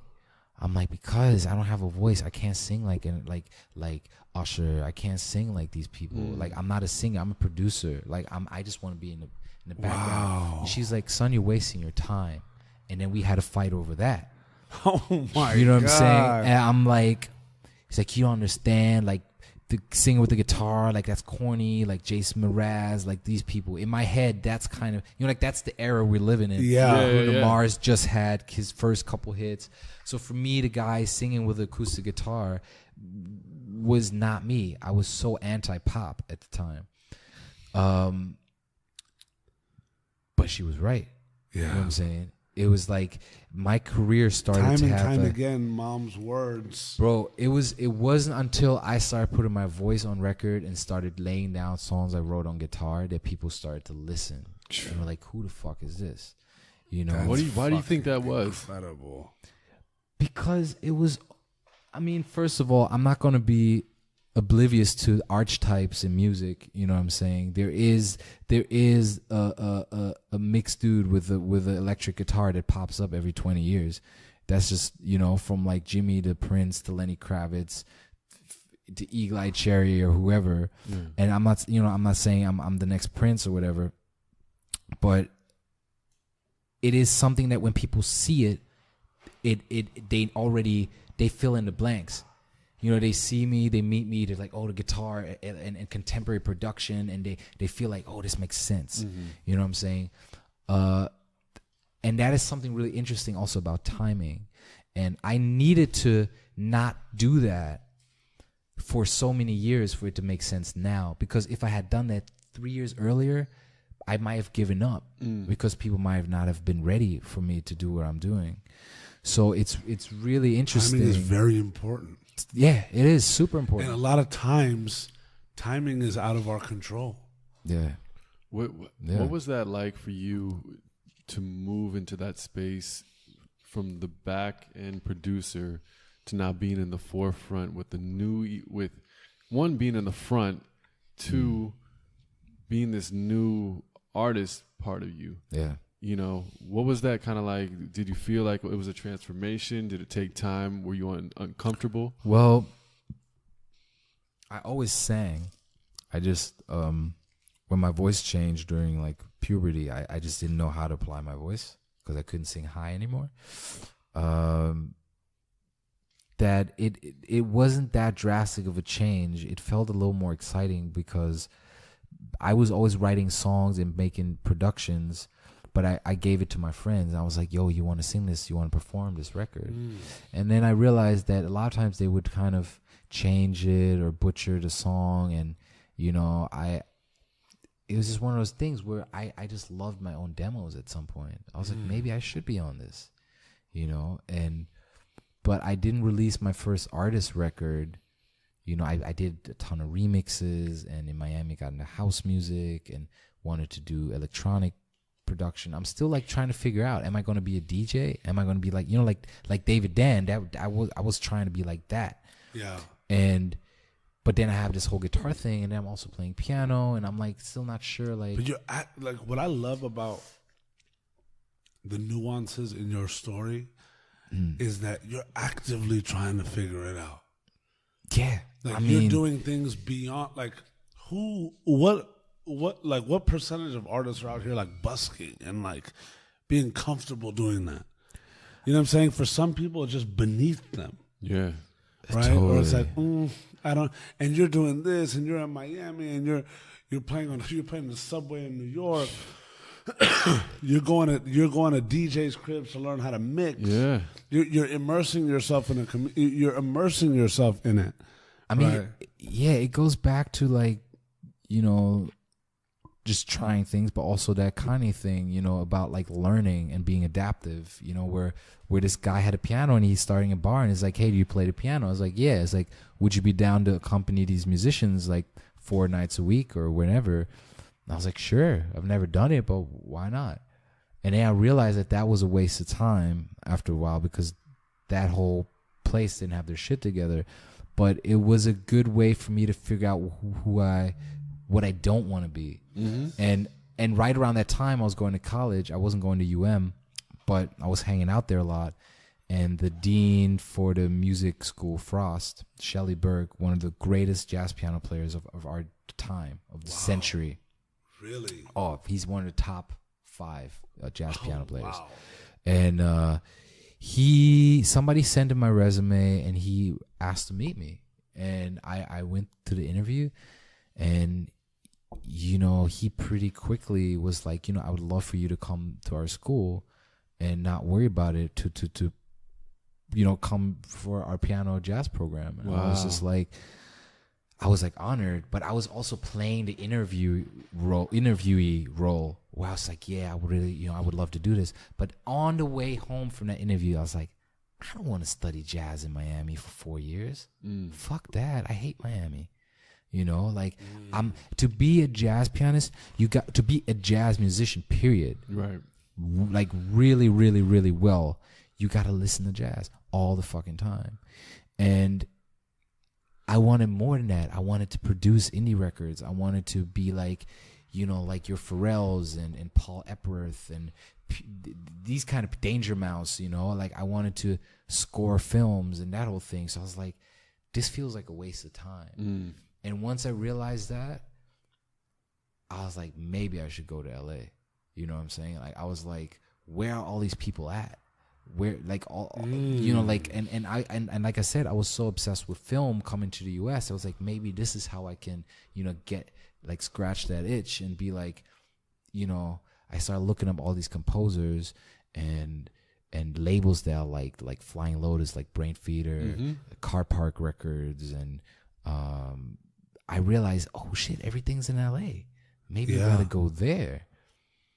And around the same time, my boy, my buddy Dylan Reynolds, he asked me to play with him, and he's part of like the most dope crew, Mac Miller and his label. So he was like, hey man, I'm going out to stay at Mac's house, and we're going to get ready for like tour. I'm probably going to sign his label. Would you like to play? Dylan Reynolds. Word. He was like, yeah. Would you like to be part of my band? And he's like a folk singer. Yeah. And he was like, no, I like you to him. He was like, you're the best piano player I know. I would love, like, he's pretty much like my best friend in the U.S.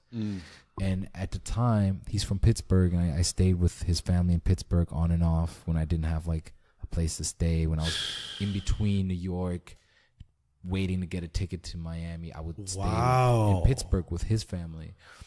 And yeah, I spent a lot of time How'd you in guys Pittsburgh. meet? When I applied for NYU, I did the tour of the Clive Davis program of recorded music. And when the tour ended, all the kids or the tour guy would take all the people and their parents back down. And I snuck back to the studio where there were classes in session. And I stuck my head into a class that was just ending. I stuck my head into a class that was ending, and Dylan's brother was just getting out of class. And I was like, yo, bro, do they have NPCs in here? He was like, yeah, we got like 4 of them. I was like my mind. Whoa. I was like, yo, they let you record in here? Timing, bro. Yeah. And he was like, yeah, dude, who are you? And I'm like, yo, I'm just this producer from Germany. I want to come here. And he's like, yeah, you got beats? And he's like an artist. So he's thinking like, let me see if what this kid got. Yeah. So he takes me to his studio and I started playing all these beats and he's just like, yo, this is fire, that is man. a wild opportunity, dude. That's so fucking random. It was so funny. And that's how I ended up being connected with all these NYU kids, although I didn't go to school there. That's lit. Yo, talk It's so about bizarre. creating your opportunity. Straight up. Yeah, and that's how I met Gallant's old producer, Felix Snow, and a lot of people from that circle who I never went to the school, but I ended up through association being around him. And then I ended up meeting Gallant like 3 years ago through those connections. And we were just like, like we were shooting pool and we were like, oh, like you make music? Oh, me too. Like, and I remember writing down Gallant, looking him up. He just put out an EP. Yeah. I'm like, okay, that's cool. That's what's up. Like connecting, meeting people in LA. You start to begin to realize, especially the ones that are active in their pursuits. Yeah. Right? Whether they're completely at one with it or not. But like if you're active in your pursuit, you start to realize how small this world really is. Bro, I met Gallant about a year and a half before Jake did. And I never thought of that interaction until I met Third Brain. You know what I'm saying? Mm-hmm. And I was like, oh, y'all managed that dude. I remember that guy. But me being at NYU that day, that timing of you running the tour ending and you running down there, dude, and the fact that like, dude, Dylan's brother was the one that you spoke to. Yeah, dude, John. Shouts to Imagine John if Record. you let one of them pass and talk to the other kid, like the Korean kid coming out, and he'd be like, I gotta go. Yeah. Yeah, I mean, John could have been just like rude as fuck. You know what I'm saying? Like, yeah, bro. And then it was like, no, we don't have any NPCs. Ever. Yeah, None. Exactly. But he's a very cool, like, a charismatic guy. He actually reminds me of my dad a lot. And since this day, he kind of became my songwriting mentor because John, Dylan's older brother, is a genius. Like, he is a full-fledged literary genius. Like, he's a proper writer. And it's really interesting. He was the one who told me, like, yo, you got all these beats, but where are your songs, bro? Oh, and then I started writing songs. That's lit. And then I showed him my songs, and he was like, yeah, but like, listen to this. Why are you so afraid of pop? There's no structure. I'm like, fuck, I gotta listen to this. And then he was like, listen to this Jason Mraz record. You hear how compressed the vocals are. You hear how this sounds. Like, your mixes need to breathe. You need to, wow. You know what I'm saying? Because he's going to one of the best music schools in the country. And he's a savant already. Yeah. And, but he was always, I feel like his weak point was more production, and he saw how much I was like, I've made my fucking 8,000 beats by the time I moved to the US. Yeah. So he saw how quickly I can put stuff together, and that I had a sensitivity for NERD as much as classical music or other things. Absolutely. So he kind of helped channel that. He introduced me to Frank Ocean. He introduced me to, real talk. Yeah. He met Lana Del Rey when she was Lizzie. Oh, wow. And he sent it to his manager, who ended up being my old manager, who sent it to her A&R at Interscope, who signed her, and that was that. Wow. But he was like, yo, I found this girl, listen to her MySpace. And they were like, yeah, whatever. And he was like, nah, listen to her MySpace. This is some like fucking Marilyn Monroe 60s shit. Wow. And a few weeks later, they're like, yo, this is insane. Who is this girl? Is she signed? They ended up signing her. Wow. He never got a cut. Never, ever spoke about it. Same with Wiz Khalifa. He had Wiz Khalifa on records. Like, they grew up, went to high school together. Like, John is one of those characters that people just, like, pass through and by him. And he's like, that person is the shit. Oh, and wow. people usually don't believe him. He's like the Rainmaker. He's like that. Mac, same thing. And at some point throughout over the last 2 years, or like 2 years ago, he was like, you know what? I feel like you're that person where I never want to lose touch with you, because Lizzie and I were really close, Wiz and I were really close, and they dipped, and now I can't get a hold of them. And I never want that to happen with you. I'm like, of course, man. I mean, we have a deeper relationship. Yeah. But it's a brotherhood. It's a funny thing, and he's always been a person where I trust his ear a lot. You know what I'm saying? And like I said, I always refer to him as like a songwriting mentor of mine, because he always keeps it 100. Yeah. And it's wild how small this world is, bro. Like Clockwork, Max DJ now. I met when I was on tour with you and I, and he was Talib's DJ. oh wow, Clockwork's the man. That's I love my Clockwork. G, dog. Clock is love my him. G, bro. Yeah. Like, I'm talking, literally, we were on the road with Kweli and High Tech, and we were like, where are we going to stay? And Clock would always be like, bro, just come to my room. Oh, amazing. Like, Dude, and he's known, like, I've had other people tell me that he let me crash when we didn't know where to go. Like, he's like, bro, we're over there having super soaker fights, like traveling through the fucking states. Like, it's lit. And then the wild thing is, it's just like Spintellect. Yeah. The homie from out here is now Talib's DJ. It's just like this whole world. Yo, and that trips me out. I mean, yeah, it's crazy. It's so crazy. And I mean, through that whole It's literally thing, your pursuit of happiness happening right now. It is absolutely. Sans all of the us, kid. all of us, Yeah. man. It's so crazy how this shit works. And he was like, yo, I got this little brother. He's your age, and you guys should start a band, man. His name's Dylan. He's a crazy guitar player. And from that point on, we've been like super thick. And me crashing at their spot, and they became like my adopted family while I was going through my shit with the girl and that whole thing.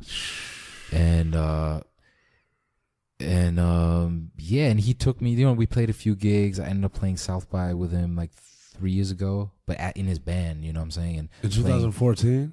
Yeah, we're playing with Mac and like, you know, like it was more like that, like, you know, like that whole crew, like Most Dope and those dudes. And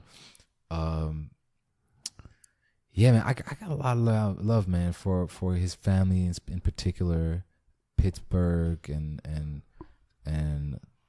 yeah, that whole world. And now I'm working on his new record, which you know, I'm excited for. And yeah, that's how. I mean,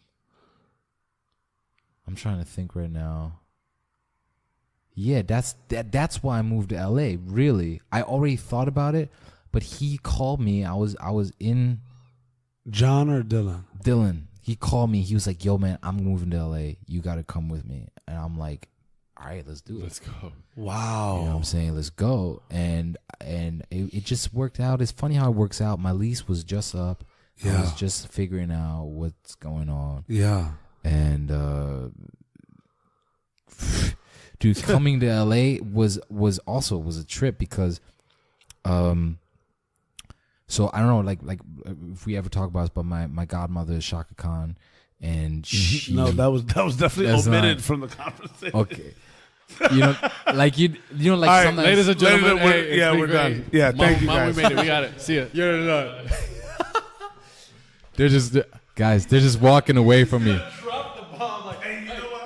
They're just walking away from me. I don't know if we touched on this, y'all, but like, you know, I just don't know, because, you know, like, We have been dipping and dabbling, but I think if we heard Shaka's name come up, it'd be like a movie.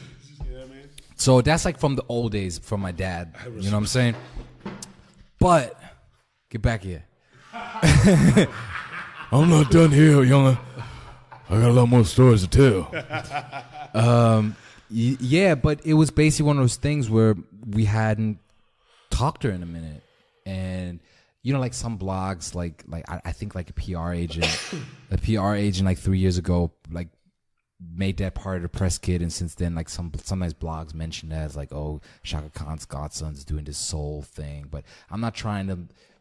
That is completely separate from my brand. And totally. But at the same time, when I moved to LA, my dad was like, well, let me call up Shaka and see if you can stay at her house. I'm like, of course. So we talked. She ended up being in tour in Germany. They hung out, and she was like, of course, why didn't you tell me that he's coming? He doesn't know anybody in LA. And my dad was like, nah. So wow. But get this. Oh, wait, hold the fuck up. Now you come the fuck back here when you're sitting down right now. But look. Lena. Wild. No, yo, Lena's going to get the wild shout out every single fucking podcast from now on. The meme has been made already. Wait. Hold on. No, I need to gather myself. You finish texting there and get that. Sorry, dude. Like, no, don't fucking. Don't worry. I'm gathering myself. He had to like run back. That's my mom. No, stop. Wait. So you're like deciding to go to LA. Yeah. Shaka comes back into play. Yeah. Okay. She happens to be in fucking Germany at the time. Correct.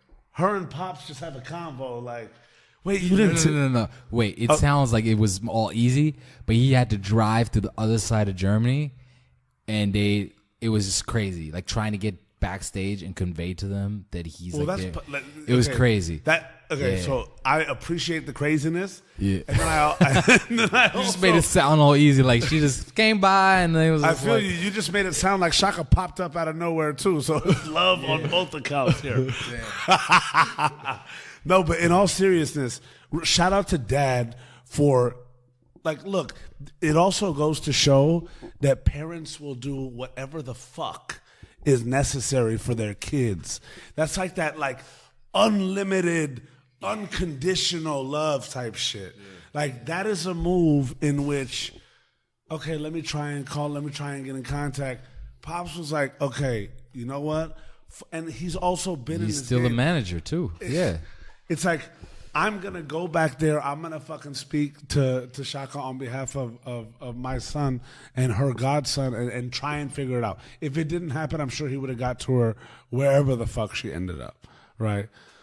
Yo, yeah, absolutely. Sorry not to cut you off. No, you good. But a lot of people don't notice about Shaka, but she dated how this whole thing happened. She dated one of my dad's best friends for almost a decade. Wow. And she lived in Germany for almost a decade. She speaks German. Wow. You know what I'm saying? Nobody knows this about her.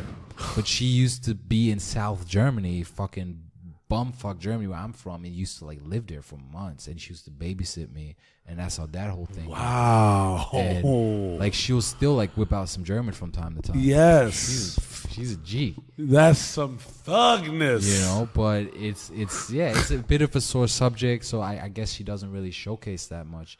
But she's always been close with my dad, and the crazy part is that I'm going to LA almost with a little bit of an ego, like, all right, I'm gonna stay at Shaka's house, and I'm gonna I'm gonna meet all these guys. I'm gonna like meet Quincy Jones, and he's gonna realize that I'm like this guy. I get to her house, Shaka ain't home. You know what I'm saying? She's on tour. Yeah. Nobody knows I'm coming. And her sister Taka Boom, who's one of the singers in Parliament, George Clinton and them. Wow. And she opens the door in a bathrobe. You know, I'm standing there, guitar in hand, suitcase in the other, and she's like, "Hey, baby, what are you doing here?" I'm like, "Hey, Shaka said I can stay here." Wait, Shaka's not here. She's on tour. I'm like, well, can I come in? She's like, the whole house is full. Like, our cousin's on the couch. Like, this guy's standing. I'm like, oh, word. Well, I'm in Marina Del Rey. I got off the plane an hour ago. You know what I'm saying? Like, 3 hours ago. He's like, okay, well, let me figure it out. Let me call her. I'm like, all right. So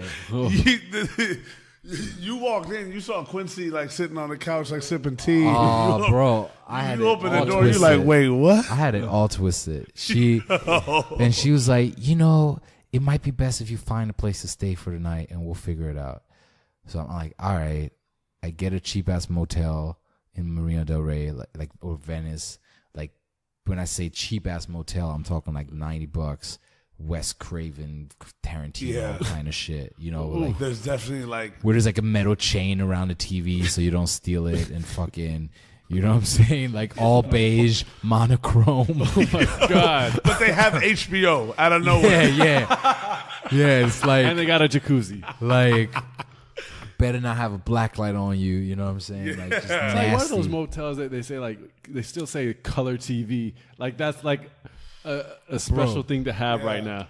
Straight up. And I'm just like, I got like $300 to my name. You know what I'm saying? The motel was $100. I'm like, where is this gonna go? Yo. And the next day I go. Because you're not a tourist anymore. You're like, yo. I'm trying to move. This is all my stuff. You know what I'm saying? This is all I have right now. And I go back to the house, and she's like, yeah, this is very unexpected. You can't stay here. Oh. I'm like, all right, well, I guess I got to find a Starbucks and get a flight to Pittsburgh. You know what I'm saying? Like, that's what I did. I like literally the next day I went to Starbucks, bought a flight, called Dylan. Like, yo, Dylan, can I stay with you? He's like, of course. Let's hang out. Let's fucking, like, make some music. Fly to Pittsburgh. Wow. You stepped up into LA and flew right back. Yeah, right Like, back. hey, how you I was doing? there See for ya. I'm out. I was there for 30 hours, maybe. And Yo. I tell my dad, he's furious. He's like, what the fuck? You know what I'm saying? Yeah. Coincidentally, he ends up at a convention in Monaco. He meets this guy, Ken Rose, who is a co-producer on the Grammys and the Critics' Choice Awards. He does sponsorship for all these award shows. He goes, yeah, my son is like stranded. He was trying to move to LA a month ago and it's just not going well. He's like, well, why doesn't he stay with me, dummy? Like, I have a family, I have a house in the valley. And he's like, really? He's like, of course. I have people over all the time. So from Pittsburgh, I'll go right back to LA. Yo. This guy Ken picks me Shout up. out to your dad, though. Oh, bro. Oh. Shout outs to Ken and my dad. To Ken and your dad. Ken Rose, my new dad out here. He took me in with his family, and that's where I graduated to LA living. Like, because I became like his assistant for a few weeks on producing these shows. And he driving around the car, taking meetings, meeting like fucking people from like Earth, Wind and Fire to like the producers of the Grammys to Monty Python's people, what's his name, John Goldstein, I think, and like these old school Hollywood fucking writers, and taking notes. Literally taking notes for him, and him being like, this is LA, this is how you go, this street is what you take, you don't go up Sunset, you take this street, you know what I'm saying? And like being like, this is when you have to leave if you want to come from the valley to Hollywood. Wow. He's just like telling me the ropes. You on the floor. Yeah, and we were like driving, he's got his headset and he's like, you got to be assertive as hell out here. I want you to make a resume and I want you to apply for like 40 places by Wednesday, because you don't want a job, you want any job. Because most people think they want to be the musician and find something cool. It's like, I don't give a fuck if you're a barista. Reality check. He was like, I don't care if you're a barista or nothing. You need to pay your rent, and then we can build on your music. That's exactly. A blessing, especially from somebody of that caliber. Yeah, because he's done it, bro. He's done it, and he's been an engineer out of Abbey Road. He's fucking like done the whole thing. And he got me a place within 3 weeks of coming to LA. He got me a job, or helped me find a job and do my resume. And then I did like PA jobs on the Critics' Choice Awards, and which really wasn't my thing. But he's still like I still see him. I his kids, like we hang out. I go to the Valley, and it's like family. Yeah. And that jump started my life in LA. And I'm still in that same apartment. I added a space to it. My landlord let me renovate and build a studio there. But it kind of, over the last 3 years, I turned it into a spot, That's awesome. Incredible. That's amazing. Yeah, it's weird. Like, you never hear somebody stayed in one place in LA, the first apartment. And yeah. I was really, the mic's trying to make out and shit. But it was really, really, really interesting to see that side of Hollywood, because that is the cliche. That's winding down. That's not your like brain feeder or like selection and that that's whole old money, baby. thing. That's a whole nother world. Like, if you ask them, like,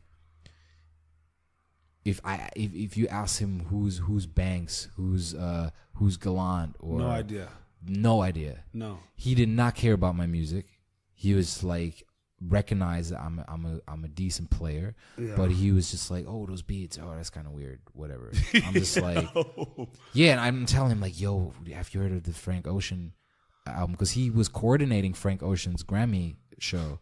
He was like, yeah, that kid, I don't know, I don't get it, like, that's pretty weird. And I was like, wow, you don't get it. Yeah. But it's different because he's more traditional. Like, absolutely. he's like, he gave me like Tori Kelly's CD and was like, listen to this. And I'm like, okay, I can't. Like, Tori's a sweetheart, but like, I can't really. You don't connect with that. That's not you. Yeah, that's not my world necessarily. And but dude, I appreciate the hell out of him. Absolutely. I appreciate the hell out of him. And he, and now that I'm doing things that he recognizes, now that he knows what Spotify is, and he's like, oh, and I'm telling him like, hey Ken, I'm like #1 on the viral chart right now, or I'm doing this. He's like, oh, really? With your music? And I'm like, yeah. He's like, oh, okay. I was like, yo, Ken, I just scored a documentary for Pharrell. And he's like, oh, okay, let's get lunch soon. You know what I'm saying? And it's like, and he's trying to, like, now he has other kids from friends and other people who are staying at his house, and he's like, connect with Noah. Like, wow. You know what I'm saying? And that's how that is. And I'm trying to, like, just keep that synergy going as much as I can. And it's a trip. It's really a trip. And with the music stuff, it really popped off in LA. As much as I wanted to do scoring, kind of my artist thing happened before then, because when I came, I did an equal amount of like trying to score short films or student films and really trying to be in that world. What was that search like? What was that kind of experience like? Like, I guess looking back on it, just like, what were the dots that were just placed that you look back on and like, oh shit, like, this led to this, and then, you know what I'm saying? Of course. Because what's beautiful to me is that Dylan, said, let's come out to LA. You come out to LA, you were supposed you saw LA a lot differently. Like, the way you imagined it was the door opening, and we heard about you. Shaka said, this is your room here, and then she'll be back soon, and then just be comfortable, baby, we good. You fucking went to a city motel, back to Pittsburgh, then back out to LA, right? And now you know that it's your craft that you want to be pursuing. You also know that LA is where you need to be. You get connected to a prominent figure in this world, even though it's not directly music, it's a figure that is in the know, and a figure that is well respected and is hobnobbing, if you will, for lack of me not being able to think of a better word quicker,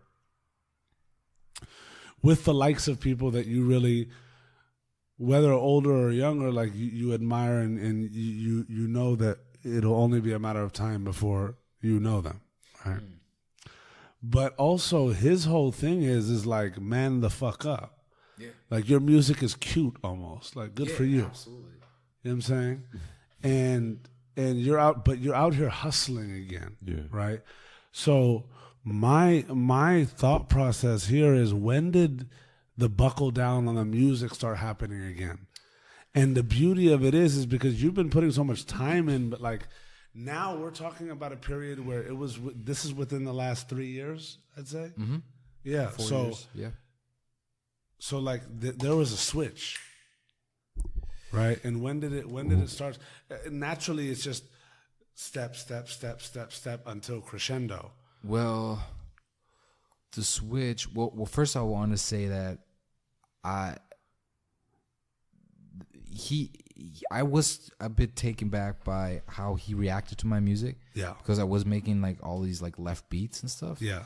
And but his, again, what we were saying earlier, where I took what I could from that situation, but when he gave feedback and I realized that his feedback is not, I want to say, not informed. Yes. Because I can show this music to somebody who's in my world and they'll freak out over it. Yes. So I knew not to listen to them. Yeah. And I wasn't discouraged, but I was like, okay, he's a little older. Yeah. I'm going to still do this. Sure. Yeah. But that switch happened when I got fired from my day job. And Ken also introduced me to my very first production client. And he basically, it was the first time I got an hourly rate for producing and engineering. Oh, it was nice. like I was building out my studio at home, and this artist Lock Lion, who I became very close with, was like, "Hey man, what do you charge?" Like he really saw the talent, because he's also a business-minded guy and an artist. Yeah. And he was just like, in a way was like, not to pat myself on the back, but he was just like, this kid is amazing. Yeah. And I'm going to get the most out of him before everybody else knows. So he was just like, what if I pay you $10 an hour to produce my record? And I was like, that's fucking amazing. That's more than I make at the yoga. Yeah. I'm like making coffees for Valley Girls right now. You know what I'm saying? Like, and if my whole angle was like, if I can make what I make in retail, but make music, I'm good. Yeah, 100%. You know what I'm saying? Like, yeah. And soon enough, I realized, I produced like 20 songs for this kid, and I'm barely making rent. I'm gonna need to up that to like $20. And he realized, okay, I gotta give him $20. Yeah. And then he was like, what if I bring you another client? I'm like, please. But that client, I told him, like, listen, it's $30. Yeah. And then it went on, and then I'm working on my music. So I'm working paycheck to paycheck still, but I'm making music. I'm living off music. Yeah.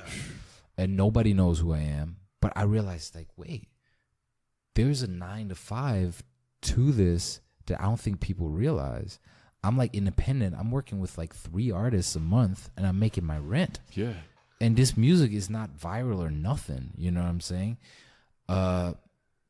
Which is when I realized that unsigned artists are way better source of quick money than working with signed artists, because you're at the mercy of the label. Is this coming out? You get paid if it comes out, or producer fees and that whole thing, or back end points. And I realized, how many unsigned artists are there in LA? 30,000. You know what I'm saying? Yeah. And then I was like, and that's when I got fired, and I was like, what if I don't find a new job? What if I start networking? What if I go to these events and tell people I'm a producer, and then I offer to produce the record for $30 an hour? And it became like this small business thing that I did while I was putting out my music. And then South by happened with Mac. Like, that was like around that time. And it was around then that I wrote California Girls and a couple songs that later were more successful. But at that time, I didn't know how to put out music myself. And it was really a blogger who managed Dylan at the time, and he drove the car to South by. And he always thought I was the band guy. He thought, oh, Noah's like the piano player in the band. Yeah. And one night we were hanging out. We were at Mac's crib, and he was just like, Dylan was like, yo, man, like, you should hear Noah's music. And he was like, wait, Noah makes music? Wow. And I was like, yeah, I got these beats, blah, blah, blah. And he's a hype machine blogger. You know what I'm saying? Yeah. So I'm playing him all this, like, James Blake sounding, like, the XX kind of shit. Yeah. And he's it's like, just ringing off, like, ding, and he's ding, like, ding, ding. dude, have you said this to blogs? And I'm like, what blogs? Like, I don't have any emails. I don't know bloggers. And he's like, dude, this is Hype Machine. These are blogs. This is where you find their email. This is how you write them. Wow. You know what I'm saying? I was like, whoa, this is how you do it. Wild. Dude, he was like, he literally gave me a template. He was like, let me send you an email how you write bloggers, because they're flaky, and not flaky, but if you write too much, they're not going to read it. And if you sell yourself, they're going to be turned off, you know? So just be like, hey, I'm Noah. I'm an artist originally from Germany, and this is my new single. Boom. And the next day I had 8 articles written about me. Bang. I was like, oh, and that was since, like, the musical thing was like a big success for me, because I was like, wow, somebody sat down and wrote about what I did. That's insane. Yeah. You know what I'm saying? This is going to live for you know, like, for how long this platform exists. This is online. This is forever. This is forever. Yeah. You know what I'm saying? And that was crazy. And the next release, instead of sending 10 emails, I sent 40 emails. And then the next release, I started sending 150 a day for a week. And I started to realize, oh, okay, this is sending these to blogs. I'm sending this to blogs, and I'm starting to, like, realize as many blogs as you can, as you can find. Still, I haven't trended on Hype Machine, really. It was just more like, because I didn't realize, I didn't specify those blogs, or, like, I would send it to all kinds of blogs. Yeah. But then by the time the 4th and 5th release, I was like, let me focus on only Hype Machine blogs. And then you're also building relationships with I'm also doing that whole thing. And then I started doing, I wrote California Girls, sent it to a videographer. I felt it was time to shoot a video. Yeah. And that was the first song that was finished. Perfect timing. It wasn't a song that I felt strongly about. It was the song that was closest to being finished. Wow. So I sent it to the videographer, and he was like, that's hot. Let's shoot it. I'm like, cool. I mixed that song more than any other record, and I almost went insane in the process. Like, trying to, I tried finding a snare drum for 2 months, and I took that guy. That's why I can't fuck with y'all like that. Took the song to Germany, played it for my dad, took his notes, remixed it, did half the vocals in Germany, came back, my mic broke, and it was just like the worst. Literally, the mic broke when I finished the last vocal part on it. Wow. It broke like the next day. And then I was like, I don't even know if this song is good anymore. I was low-key a little embarrassed. I didn't thought it was my best work. I didn't think it was my best work. It's getting late. But I was so discouraged by not being able to tell if the song is good anymore that I only sent it to like 20 blogs. I was like, all right, I'm feeling lazy. I'm not trying to like get up early and send it. Because before, I was just so hungry. I would get up at 6 a.m. to hit blogs in New York and just like, write, send out a bunch of emails. And with this one, I was like, well, I'll get them with the next song. All of a sudden, like, all these blogs pick it up that I didn't email. And then another one, and another one, and another one. And now people on Twitter are hitting me up. And all of a sudden, I'm charting. And what the fuck was going through your mind? Because I was just pure excitement. It was like the most excited I've been since then. Because it was so fresh. And it was so, and you were so defeated. Unexpected that it was. I can only imagine this is like a glimpse of what Anderson .Paak has experienced last year, where it's like how you're feeling right now. It's not going to come back in that way. Yeah. You might get bigger, but you get used to getting bigger. Yeah. Right. You know what I'm saying? So the successes I had after that, even if they were bigger successes, didn't feel like that. Yeah. You know felt what I'm like saying? you had like gotten over a hump almost. Yeah, I Like, got here we over a go. hump, You- and like, now it became like an expected thing. Yeah. You know? But you got to that next level. Yeah, but it was like it was one of those things where I emailed everybody. I was like, "Yo, I'm charting right now," and then it went to number 1, and now it was game over because now I'm getting 40 emails a day from A&Rs and everybody, and I have no idea. Never talked to an A&R before. No idea who's real, who's not, who's an assistant. When you say who's this charted, it was Hype Machine. Hype Machine, Yeah, yeah. Hard and Chart, But the week after, it charted on 22 Tracks, which is the British version of it. Then it charted on Reddit because some dude posted it there. Super rare. I could never plan that. Charted on Reddit. Wow. Started to have 60,000 listens a day. Oh shit. Then it started charting on Spotify. I'm sorry. What song is this again? California, This California Girls. So this is still California Girls. Yeah. And backtrack 2 weeks, the blogger friend who taught me how to release the first song, now the California Girls is 6 songs later, he calls me up. He's like, "Hey man, I know this guy Wade, he works at Third Brain. They manage Galan, who you met a few years ago, and they're doing some great stuff. Would you like to meet him?" I'm like, "Of course."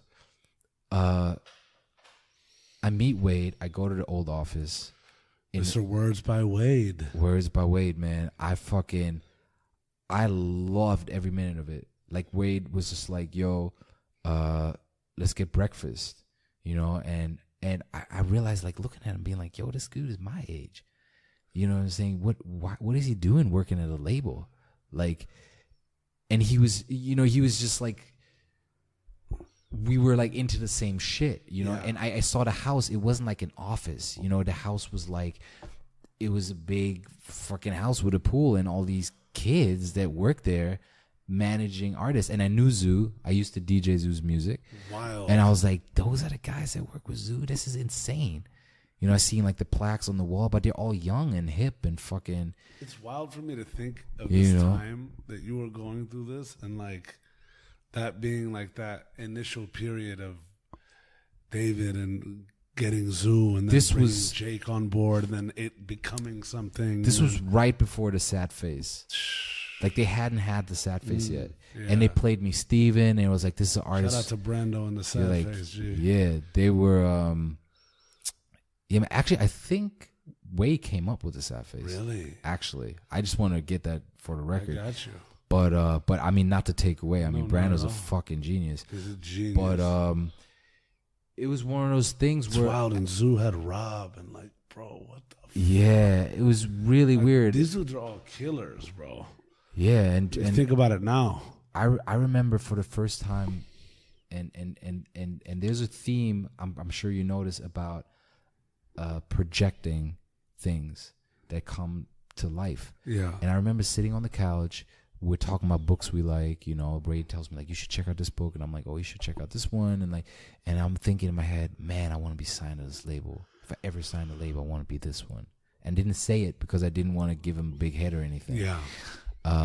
And then I ended up having meetings with like Warner Brothers and Atlantic, all that whole thing. But I'm signed to their label now. You know what I'm saying? Wild. 2 years later. But that day, I was like, "Yo, this is so cool." And he was pretty quickly, he was just like, "Yo, you got to meet Jake. You got to meet Nathan at Halfway House. You should like do a session with Steven." And I'm hearing all these names for the first time. And back 2 weeks later, I get a call from Wade. It's like 9 a.m. And he's like, "Hey man, I just want to congratulate you." And I'm like, "Congratulate me on what?" It's like, "Dude, you don't even know." And I'm like, "Nah." It's like, "Your song is #1 on several Spotify viral charts." Like, I'm like, "What? What is the viral chart?" And he's like, "Just look it up." And I look it up, like global, US, Canada, UK. It's like sitting on number one, you know what I'm saying? Like, and the green arrow going up. You know what I'm saying? I'm like, we're about to like bust to the roof out here. And what's okay, man? I'm gonna just have, you know, I'm just saying like number 2, 3, 4, and 5 were Wiz Khalifa and Charlie Puth, Rihanna, fucking all this other shit. Holy fuck. So like now the A&Rs are getting like nervous because now they're like, we already reached out, but NoMBe is kind of like, we don't know what his deal is. You know, I don't really know what's going on. I don't have a manager. Holy fuck. I'm just like taking meetings in my living room. You know what I'm saying? Like making That's so real though. making so real. A&R spaghetti and shit, talking about, yeah, I just want to make music. And they're like, what is happening? Where did our marketing budgets go? Like this is like, who helps you? Who's your PR? And I'm like, I don't know. I don't have no PR. Like I just send emails to blogs. And fuck. they were just like, people still ask to this day, like, what did you do to promote this song? And I'm like, I didn't do nothing, man. I just worked at it and just, you know, it was time for that song, you know? And that's incredible though. And you can't make that up. No. Nah, dude, it was a really natural moment, you know, that happened. And yeah, soon enough, like I played my first show, super like small, like 10 people in the room, but like all industry people. Yeah. It's like the worst room you want to play. Yeah. Shitty sound. Yeah. Not enough rehearsal time. But Jake was one of them. Jake was like up front. Right before the show I was setting up, he came up to me and was like, hey man, I'm Jake Udell. Like, you met my guy Wade. I'm like, okay, cool, nice to meet you. And I was like, yeah, I'm looking forward to the show. And that was it. After the show, everybody said their nice words, which were all lies because that show was awful. But Jake stayed for 3 hours, bought the whole band dinner, and pestered me with questions. What if you play Coachella next year? What if you did this? That song, man, that last song that you played, how would you see that as another arrangement? Do you see that on radio? I'm like, no, I don't know. What? No. And like, Coachella? What are you talking about? I just played to 10 people at a vinyl store. Like, he's like, no, man, I don't think it's too soon, man. I think this is amazing. I think this is history. I'm like, who are you? Like, he's just like constantly, like for like 3 hours. I'm not kidding. Like everybody left. Like my friends are like, the band's like, yo, we want to go home. And Jake is like, going. And he's like, why don't you come? That's his spirit though, bro. Yeah. That's what, like, it's crazy to me because as close as I am to David and the whole Mind of a Genius side, like, I've had very limited interactions with Jake, but knowing his history and also knowing his being, right, and having so many mutual friends outside of that Mo group that interact with him, it's like he is that enigma of a marketer and a manager, right? Because what I really respect about him is that he digs, bro. Like for him, it's very, very, very, very, like, I don't want to say scientific, but it's mathematical. It's like formulas being discovered, you know what I'm saying? And efficiencies being broken out and kind of like theorems coming out of them, if you will. You know what I'm saying? Like, his mind works like in such a creative but tactical way. It does, but I will say this. He was the number one advocate at the company to sign me when people were so busy that people didn't want to sign me. You know, like, and like, no shade, you know, like, it's like a real thing. He's a winner though, because bro. No, he is, but he basically broke it down to me like this, like, man, everybody's advising me not to sign you, which makes me want to do it even more, because I had that feeling with Galan. I had the same feeling with Zoo. People told me the same thing with Cruella, and it almost has become a thing of, it's become a ritual that's when I know I have to do it. And it was just one of those times where he was just like, you know, the artists started taking off, and just the staff, it was just like becoming tougher for him to, I guess, delegate day-to-day activities, and being like, you know, like, Wade is in full steam with Galan, you know, like, Dan's doing A&R, and everybody's doing so much. And then I had lunch with him or dinner, and he was like, you know what, I'm going to sign you. I don't care what everybody thinks. It's my company. He's like, I'll be your main like go to until we find somebody. But I just really, I feel like we're really missing out if we don't do this. And I was, yeah, I was just thrilled, man. I was thrilled because now the work starts, and I was excited and motivated to prove everybody that I can do this. And it was interesting because that day at the vinyl store, there was a year in between that where I had a different manager that I went with based on trust. I had known him for about 4 years at that point, just met Jake, so I wasn't sure if this is the right move. Yeah. But yeah, it had to happen the way it did, and we ended up, parting ways. This wasn't the right move. Yeah. But and that happens. Of course. And I don't have any hard feelings for that because so much good music came out of that year. Yeah. And I did a small headlining tour, which granted was too early for me to do that, but it taught me a lot. Yeah. It taught me a lot about also delivering if the odds are against you, you know what I'm saying? Like if everything fucks up, you can't fuck up. Right. Yeah. Right. That's really what people are going to take home. Yeah. And even if there were 8 people in the room, I left people, excited to meet me, wanting to be a part of it. Yeah. And that helped me a lot also when I went back to South by, but playing NoMBe. Yeah. And already being kind of accustomed to this. It's just like, I'm not here to be seen and be comfortable. I'm here to put on a show, and the show is going to happen. And it doesn't matter if nobody's in the room. You know what I'm saying? This show is scheduled and we're doing it. Yes. There's one person in the room. We're playing man. our ass off. I'm overlooking a sea of people. There's 2 people. Like there were shows at South by where there were 9 people. I'm looking up. I'm playing like there's thousands. Yes. So important. And they're like looking around like, where's he looking? That's so important. That's what's needed. That is though. so important. Absolutely. Unreal. Yeah. You have to do that. And that's the kind of thing. That's what people look out for, man. That's the kind of. What thing. do you think drove you to just maintain that mentality? I mean, have it, let alone maintain it. There's just like no, like I don't know. There's just no. There's nothing else. There's no other option. Like respect. I can't even really answer your question. I mean, but you just did, dog. Like, so let's be real with that. I literally was like, ding, bro. Correct. I'm you know I'm the kind of when Bob Barker calls you down and tells you the price is right, like you good, dude. I'm the kind of person where if it doesn't feel right, bro, if it doesn't feel right, I can let things go. I never was upset if I lost a game of Monopoly or something. Yeah. I never got upset if I realized I lost a $20 bill or some shit.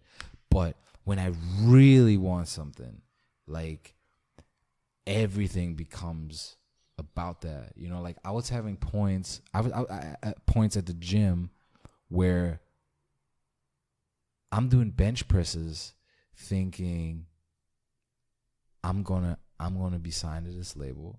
I'm gonna write this record. I'm gonna mix it. I'm gonna finish it. I'm gonna put it out, and it's gonna be successful. And then I'm talking to myself like I'm a coach, and I'm like, do you really want this? If you want this, you got to be ready for it. Do another one and another one. Like I'm like doing the push-ups. Like every push-up is it helps me get to my career path or get further in my career path. Yeah. And it became like, just for a few months, like last year, it became like this obsession where I didn't know what was going on. I just fired my management, no label. I scrapped an EP that I worked on tirelessly. And, Jake called me up. He's like, listen, man, I know I wanted to sign you, but now I'm not sure anymore. Like this EP doesn't feel like it's your best work. And wow, you made some, I made some dodgy branding calls. You know what I'm saying? Where it's just like, it gets tough. You know, like right in that transitional phase when you let go of your manager and you don't know where is it going. I wrote my album in that phase. I wrote most of the album in complete chaos. I wrote the album in about 3 weeks, in between firing my management and reaching out to Jake. Like when you're not even thinking straight. I'm not thinking straight. It's literally like a gambler that just continues to get in debt because they're just doubling down on it. Yeah, exactly. Yeah, and the reason I wrote the album is because, honest to God, Jake called me. He said he sent the EP to people, and people were just like unanimously not fucking with it. Wow. And it was, and I know what it was because it was like some Pimp a Butterfly shit, but I can't come out with that. You know what I'm saying? It wasn't that it wasn't good. It was very heartfelt. Timing. It was very slow. Timing. Yeah, it was. What's because like to Pimp a Butterfly, it's crazy because I think about that album. It's a masterpiece to me, right? Of course. But at the same time, I'm not listening to that over and over again because to me, to Pimp a Butterfly is truly top to bottom. Yeah. Listen to that. Yeah. I'm not picking apart fucking songs in that album because they go top to bottom. It's a story. It's an art piece. But Kendrick now can do that because he has their ears. Exactly. From a manager's perspective, and also just like in an artist's perspective, it's like, okay, this is good music, but who the fuck is going to listen to you? You haven't. From a manager and a label's perspective, they're like, you don't have the attention to put this out. That's what Jake said. He said, and he didn't say that it wasn't good. He was just like, this sounds like something you would do on your second or third album. Yeah. And that resonated with me. I got it. You know, it wasn't like I was a part of me was hurt by that. For being honest. I respect him. It wasn't about him at all. It was literally about the truth that was in there. Yeah. So I was like, damn, I like gambled all this stuff on this album, you know, this artistic, weird guitar record. And, you know, it was interesting because I really didn't know where I was going. I really went in the studio because I was afraid. And the studio is my comfort zone. So that is like a womb, you know what I'm saying? Like when I don't know what to do and I go in the studio because I know where everything's at. I know my instruments, the knobs and everything. So I hid away. I didn't go out. I didn't really do much, didn't talk to people. And I wrote a song. I wrote the song we're releasing when people will be hearing this. Oh, wow. Freak Like Me. I wrote that song. And then the next song is fucking incredible. And then the next song I wrote was Young Hearts. And then the next song I wrote was Wait. And I just kept writing. You went from desperation to determination. Absolutely. And the two are very interchangeable. Absolutely. Ooh. Ooh. Shimmy. It's so true though. It's so true. It's real. For real though. Yeah, man. And then after that, Jake got off the phone with me 2 weeks later. I sent him like 8 records. They're all now on the album. And he's like, what the fuck is happening? I was like, what is this? Where's this coming from? Why didn't you play me this? And I was like, dude, I didn't have it. Yeah. And he played it for he played it for all of Third Brain, and I was like, wait, Noah made this?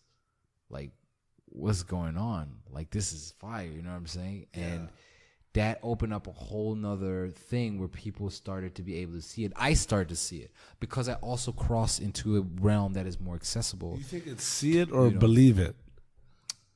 Because I think those are interchangeable too. Yeah. Because we all want to see it, but like believing it's different. True. I mean, it's like back in that day when like you're starting to get fit, you're boxing now, but you're still the fat kid inside. Yeah. Of course. I mean, and that's a beautiful apex, bro. Like from going from knowing that there's something there to in that moment where you're completely obliterated and then you come back with relentless determination, right? Because it was always there, but for you being that person that also respects honest and objective critique and criticism, Yeah, man. you knew goddamn well like that the reasoning behind why it wasn't digestible and workable from that perspective in that position was because of from where it came from. Yeah. I mean, I can show you the cover I did for that EP. Yeah, man, that's so true.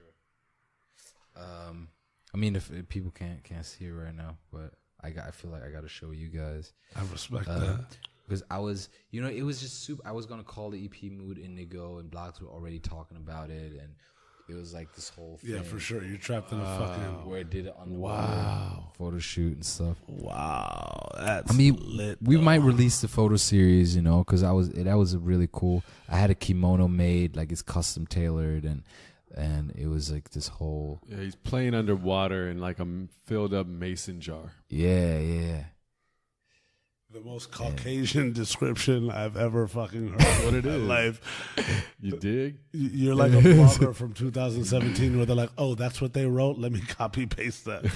Ladies and gentlemen, there's a man with a kimono on and a guitar in a underwater mason jar. in a mason jar.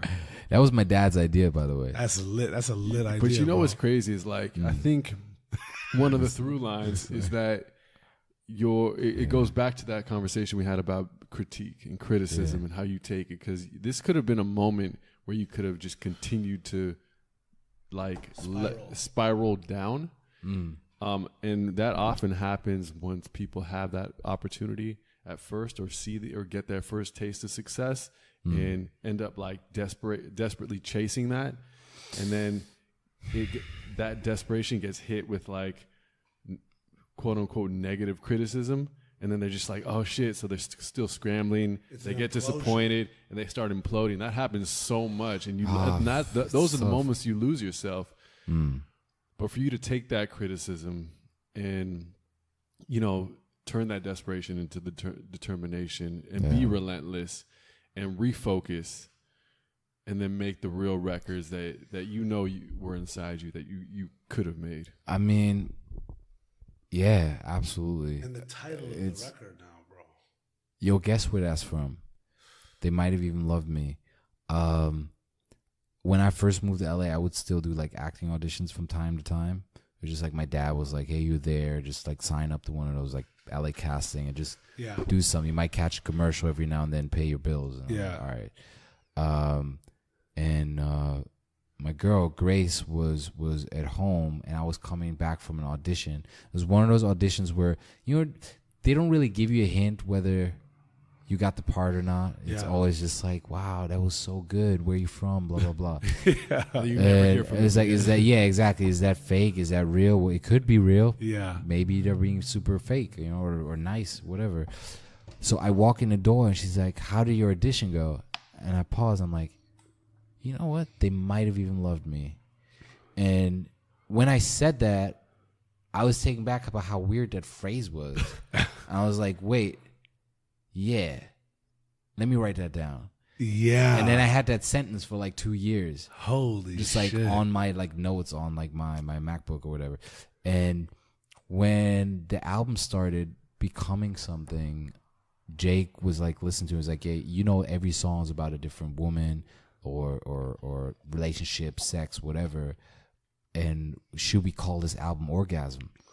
And I was like, no, Jake, we're not going to call this album Orgasm, but I'll think of something.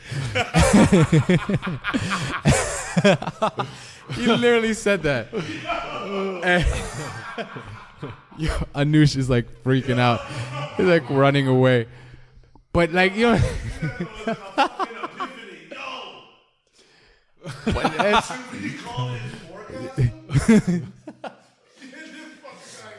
but I was,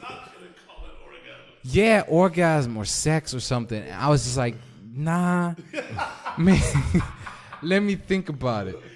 And And then the Might Have Even Loved Me, I was like, this is the title. This has got to be it. And then for a few months, people were just like, yeah, it's tentative and we're not sure. And I was like, this is the title. Yeah. You know, Y'all need to wake the fuck up. This is the title. Yeah, because like all these things I'm having, like even realizations about girls that wanted to go further with me, and I didn't allow that to happen. You know, I was just like closed off, or even the girl that ended up cheating on me, where we did have great times together. You know what I'm saying? Like you forget that in a moment where you're in pain, but like, or even me having like struggles, like fighting with my mom or my grandmother, and it's just like looking back and it's like, yo, they really loved me, all of them. You know, there's a fucking gorgeous through line with that concept.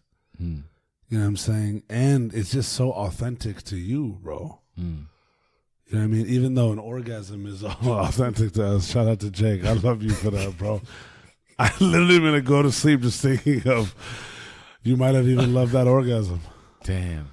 Yeah. I mean, that would have been like that would have changed the whole. Yeah.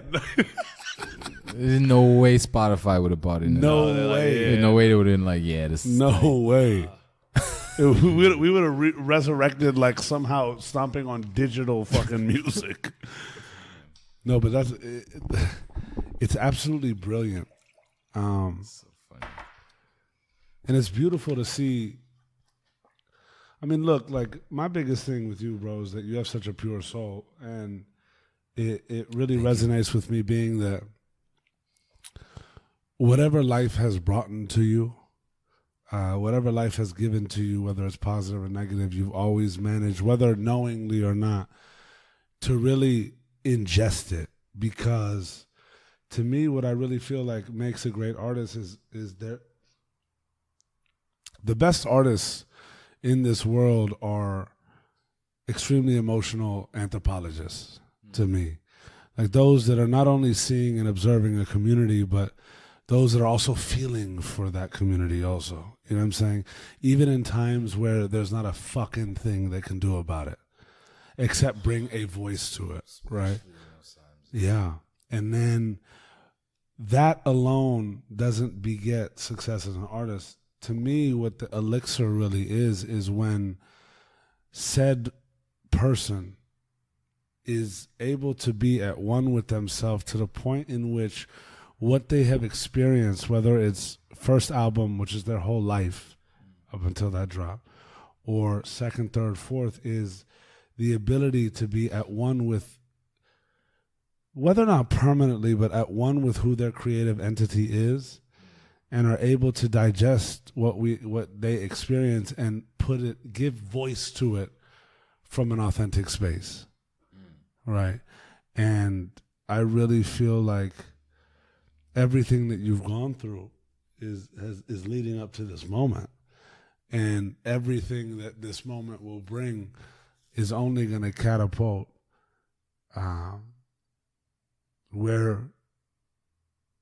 how you're going to become and grow. Yeah. And I'm very fucking excited for you, bro. Oh, dude. Thank you. Beyond words description. Yeah, you know, man. I literally want to call your mom right now and tell her, Mama, we made it. I'll bring her over. We'll cook. She'll make like saltfish. I would love, bro. Oh, tell me what I need. Look, I'll get the ingredients. Yeah, and we'll thug it out. Oh, bro, do it. It would be an honor. Seriously, yeah, man. Of course, I appreciate just meeting you guys. That's that's a beautiful thing. You open up your doors, and it's always I was parallel with like Dragon Ball Z. You guys remember that anime? Mm-hmm. I was obsessed with that growing up, and like how the Super Saiyan gets stronger is if he's closer to dying, and that's when his body like evolves and becomes like more powerful. Wow. And then he carries that for the rest of his life. So like there's literally scenes where people at one point they almost try to kill themselves just so they can have the strength for a battle that happens later down the line. And that's how we grow, you know what I'm saying? Mm-hmm. That's the only way. That is really the only way. And you know, once you meet my mom, you'll see that as well. She's like the strongest woman I've ever met. I already see it, bro. And she was once I meet your mom, I'll just understand it better. Yeah. You know what I mean? Yeah. Shout out to your moms, bro. Amazing. That's queen. Shout out to your pops. That's king. Like you were raised by a king and a queen, bro. Absolutely. And the kingdom. Absolutely. And the fucking kingdom. Absolutely. You know what I mean? And you met Shaka's sister along the way, who Taka slammed the Boom. door in your face. Boom. Taka Boom. She's amazing. No, off top. That was literally a comedic reference. You know what I'm saying? But it's so beautiful to see. Like, it's crazy how much life you've lived, and then along the way, how much was intertwined in that life. Yeah, man. Like who your parents knew and who your immediate and non-immediate family was and became, right? All of these different people, how the timing in your life, whether it be just an action, whether it be your best friend stepping on a fucking flyer. Yeah. And having it stick to the point where, what if he just kicked it off? Yeah. You know what I'm saying? Of course. These are and to California girls exploding. And you have the whole industry on standby, and you're like, what? You're literally in flip-flops probably cooking spaghetti, being like, bro, I just love music, baby. Like, do you want Parmesan cheese? You know what I'm saying? It's fucking gorgeous. It's so real. I mean, like I said, we wouldn't be here today if it wasn't for that flyer. Insane. Yeah, man. You know what I'm saying? Like, he could have also just gone and not told me and just been like, I went to this audition. It was nothing special. And that overconfidence that your friend had, too. Yeah. Put you up there. Life happens, bro. Yeah, it makes you think about all the things that don't happen. Yeah. You know, where people are just like, what ifs? You know? That's really scary. Yeah. You know? But, It's a beautiful thing, bro. You know what I'm saying? For right now, since Mama made it home, I'm just going to have to yell and try to let her hear it. You ready, Raushi? I'm ready, Nushi. Mama, we made it! Bang.